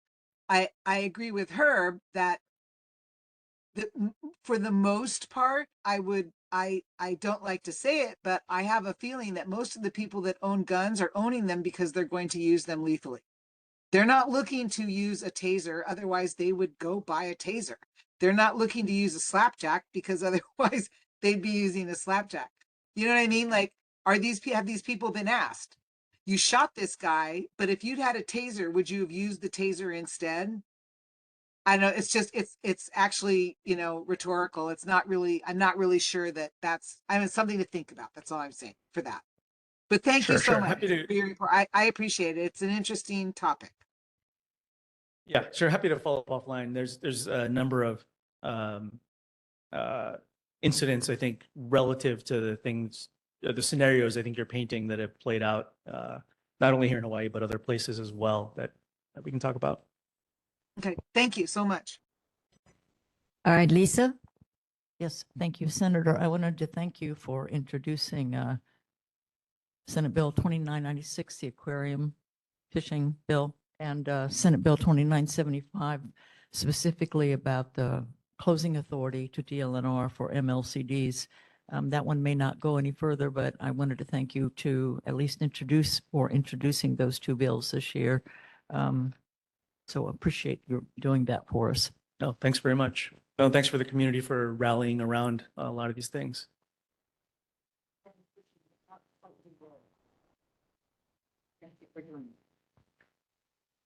All right. Thank you very much, Senator, for joining us tonight and for that informative report. Appreciate Thanks, it. everybody. Good luck in the legislature. Oh, yeah, that's next for sure. Okay. Representative Joe Gideon.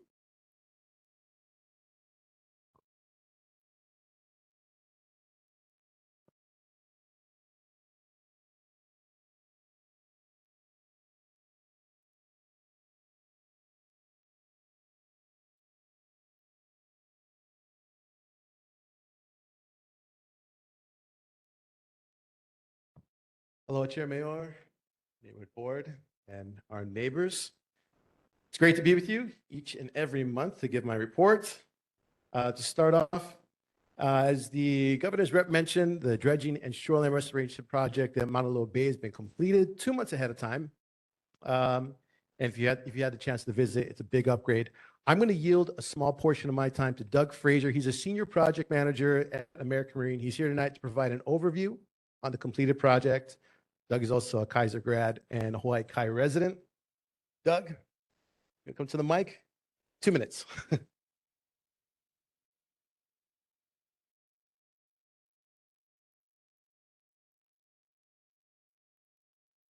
Thanks for having me, board. Being born and raised in Hawaii Kai, I was proud to be a part of the Mauna Loa Bay project to do the beach restoration and the wall and the dredging. And we've come to the end of it. It's done. Signing off. Looking around, there's just no green, no plants.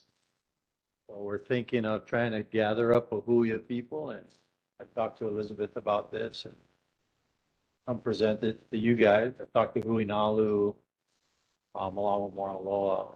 Everybody's on board. Everybody wants to do it. We got a lot of hands. Just need plants and a plan. But move forward. That's why I'm here.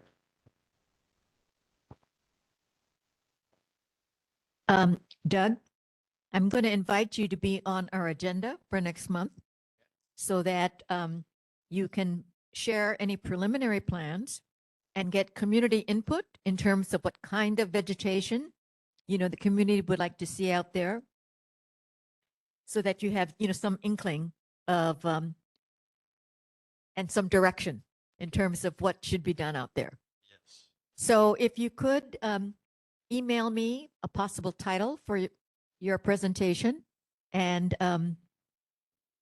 if you will be presenting, I'll list you as the presenter, and we'll give you some time on next month's agenda. Okay. Would that be helpful? Great. Thank you. Thank you. Thank you.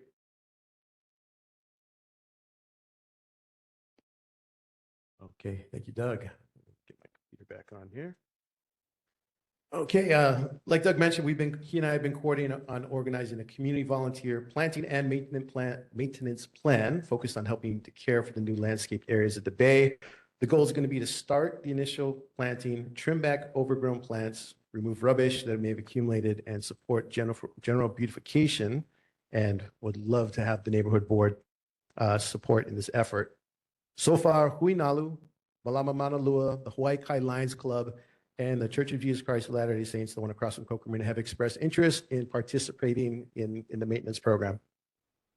As we continue to build stakeholder participation, I'll give updates on that as well. Next quick update. As you all know, we have a new urgent care facility in Hawaiʻi Kai Town Center. It's the Adventist Health Castle Urgent Care, something that this stands apart from the others. This is an actual urgent care. The clinic operates 7 days a week and it's equipped to handle infections, lacerations, on-site laboratory testing, and advanced imaging. And they have a new state-of-the-art X-ray machine. They're equipped to serve 20 to 25 patients a day. And as their capacity grows, they will be expanding services and possibly primary care physicians. Jumping into the newsletter that I handed out, I have a special insert there for the board. Chair Mayor and I have been coordinating on a community service, a community input survey regarding the Cocoa Villa Phase 2. So far, we've had 281 people fill out the survey to give feedback. The overall sentiment, strong opposition to the project as is currently proposed. Roughly 8 in 10 respondents opposed moving forward altogether. Overwhelming consensus that the preservation land should remain undeveloped. This was one of the top priority issues identified by respondents. Other major issues that were brought up and also by our neighborhood members that spoke earlier, traffic and infrastructure, major concerns about congestion, roadway capacity, water, sewer, electrical infrastructure. Expanding the cul-de-sacs, that was another big issue that came up. I'm going to be leaving the survey open so that we can continue to receive input on it, but I'll present a detailed report to the board. There was a lot of there was a section where we left it open for them to write feedback. We had a lot of feedback, about almost 120 people wrote and gave comments. So I'll be sharing that with you as well. I will be attending the March 3rd. Is that correct, Johanna? March 3rd at the library, correct? Awesome. And I'd be happy to coordinate with you on your efforts as well to help support what you're doing. Mariners Ridge update. Some of you may know that there's been some coned off areas since October. Did some research into that. Department of Transportation, they conducted a roadway survey and they actually identified that there had been a leak back a while back that caused a lot of the dirt to erode from underneath the street. And now the Board of Water Supply is working on that project. We'll give updates as we get them, but as of now, we don't have any update. Our next Talk Story session is this Thursday at the Oahu Club, 6 p.m. Like Tom and Sharon mentioned that the topic is going to be on preserving the heart of what Hawaiʻi Kai is. We've got Luca Zavas from Livable Mauna Hui, Lisa Bishop from the Friends of Hanauma Bay, Tom Cooper from the Ha'ione Advocates for Respective Development. These are leaders in our community helping to really preserve the heart of what Hawaiʻi Kai is. So I invite you all to this Thursday, 6 p.m. at the Oahu Club.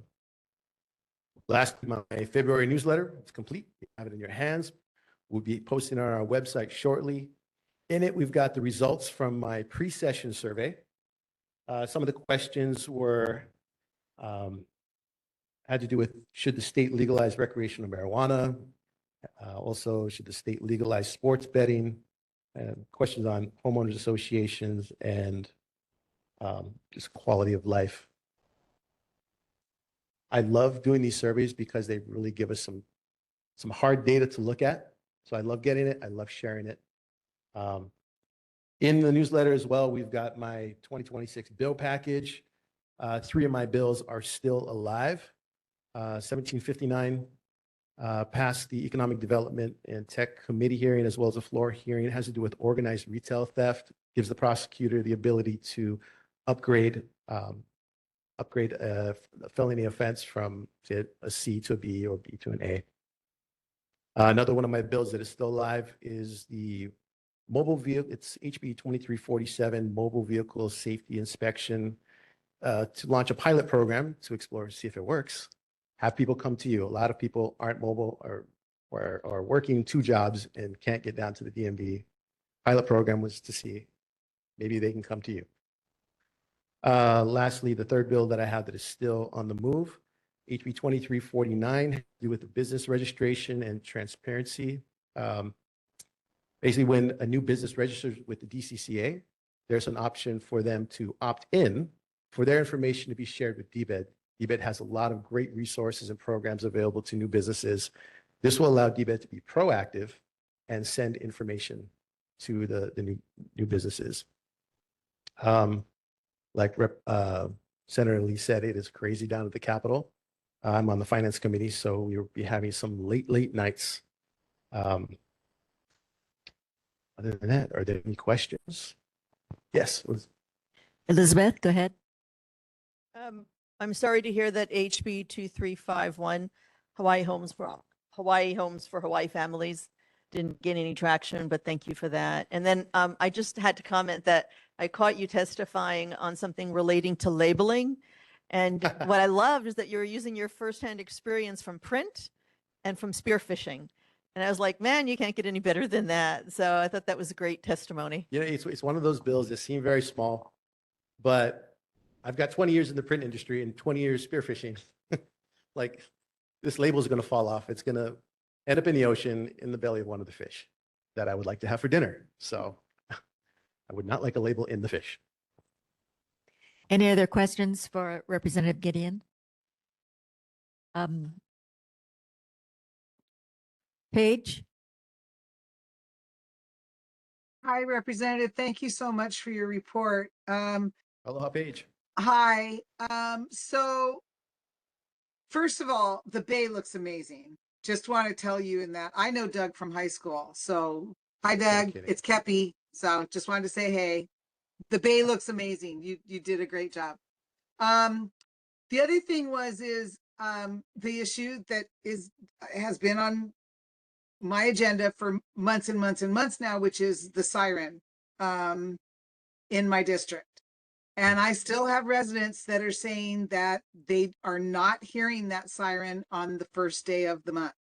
So I have been working and I'm not able to be there. My hours have changed and I will be there on the 2nd of March. I know that session is crazy and you probably aren't able to meet me. If you could meet me, that would be awesome. But I will be standing up on Luma High underneath that siren, waiting for it to go off at 11:45 on March 2nd. I am confused as to why this is not really a big deal for, if it's emergency management or if it's the city or if it's the county or the state or whoever it is that it needs to be prioritizing this. It's frustrating for my neighbors and it's frustrating for me that this siren can't be heard. Now, if I go stand underneath it and it blows my ears off, then obviously I've got deaf neighbors. But I need to stand under it and really hear if that thing's going off. Absolutely. Yeah, and so I understand the theory behind not wanting to test it on a day that's not the first day of the month, because the comment back to me was it would confuse the residents. But I think that if it's tested and it doesn't go off, then there wouldn't be any confusion. And if it's tested and it goes off, then, the neighbors the people in this district can be forewarned that there will be an off date testing or whatever. I don't know. I think that the making sure that it works far outweighs the, we don't want to confuse the residents. But that's just my opinion. That's just my opinion. So I just wanted you to know that on March 2nd, I'm going to be standing on Luma High underneath this siren, waiting for it to go off. So if I'm not in session, I will be there standing next to you. And I got to thank the governor's rep, Cameron Black, for being out there the past 2 months.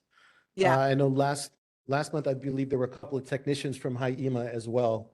So I have no excuse for Hawaiʻi. I'll be reaching out to them as well. Yeah. So I just need to hear it for myself. If it's going off, great. If I'm hearing the siren from the Bay or the siren from Sandy Beach, that's a totally different story. But I need to hear it for myself, and then I can deal with answering the questions from my constituents. So I appreciate all the work that you and Cameron both have put into this, and getting back to me, and I really appreciate it. I wasn't able to talk to him during his time, but yeah, if that at all possible on March 2nd, if you can meet me up there, that would be awesome.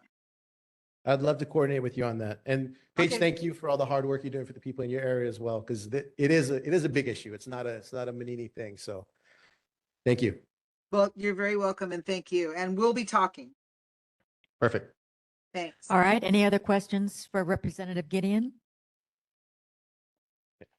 Don't see any. Thank you so much for joining us tonight. Representative Mark Hasham's office. Jane, go ahead. I'm here. Hi, good evening, Chair and board members. I'm Jane Taylor, representing Representative Mark Hasham. I work in the office for District 19. As you've heard, the legislature is very busy moving all of the House bills through to their last committees and getting ready to pass them over to the Senate in early March. And so as chair of the Water Land Committee, Rep. Hasham has heard and passed out well over 60 bills. It's been very busy. As Rep. Gideon mentioned, and Senator Lee and Senator Chang, we had a lot of late nights. Just briefly, some subject matters that we covered was coastal erosion, especially in regards to two different areas on Maui, DLNR conservation banking, which is a very interesting topic, some beach parking and towing issues, some real estate advertising disclosure concerns, some historic preservation issues, and some ag and farmland matters, as well as many, many water rights bills and meetings with different stakeholders, again, especially related to Maui. In terms of Hawaii Kai, getting back to your neighborhood, Rep. Hasham was in contact with DOT, Department of Transportation, regarding the upcoming Kalanianiole lighting and repaving schedule. He has asked for all the details so that he can let everyone know.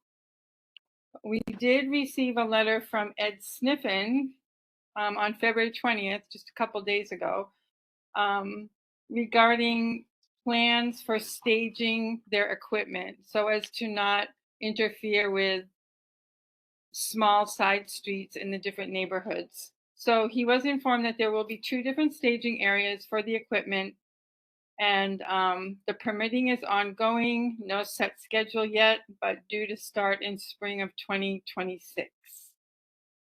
So if you're interested, I can let you know where those staging areas will be.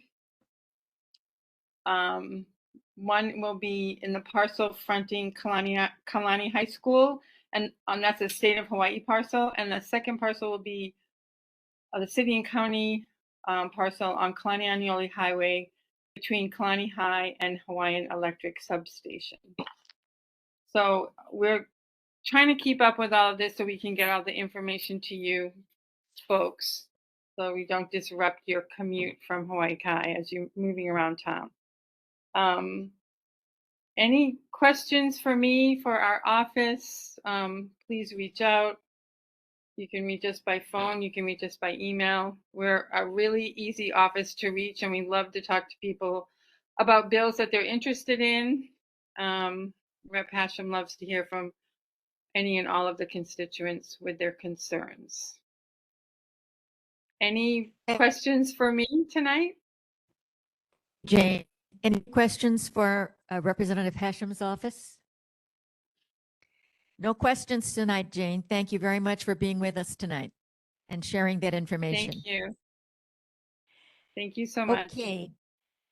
Do we have anybody from any of our congressional offices? All right, seeing none, we're going to be moving on to board business. We keep on our agenda several items because we'd like to be apprised if there's any issues about these three items. Is there any update on the Ka'ibiko Scenic Byway? We did get an update on the race that's coming up. and about the school's Aloha community project that they're going to be doing for our neighborhood and the Kaiwi Coast. Is there any update on Camilo Nui Valley, the agriculture? No updates? And the update on Coco Crater Stables actually was provided by the mayor's representative, and we hope on that following Mike Formby's meeting with the vendor. Board committees, we have no reports from board committees, but a reminder that next Tuesday, March 3rd, the Planning, Zoning, and Environment Committee is hosting a meeting at the Hawaiʻi Kai Library on the Coco Villas proposed further development. So I encourage community members to attend if you have any concerns about that proposed development. Approval of regular meeting minutes. I'm deferring the minutes for January 27th to our next meeting. The minutes are not quite ready for your approval yet. So next month we will have 2 meeting minutes view for approval. Are there any other board announcements before I go into the closing announcements? Seeing none, the next regular meeting of the Hawaiʻi Kai Neighborhood Board is on Tuesday, March 31st at 7 p.m. at Hahaiʻione Elementary School cafeteria and on WebEx. The board, Hawaiʻi Kai Neighborhood Board regular meetings are cablecast on Olelo, Channel 49 on the second Monday of the following month at 9 p.m. and repeating on that month's third Friday at 7 a.m. Videos of the meetings can also be seen online either at OleloNet or at the honolulu.gov Neighborhood Board's webpage. I want to thank everybody for staying with us until the end of the meeting, and we'll see you next month. Meeting is adjourned.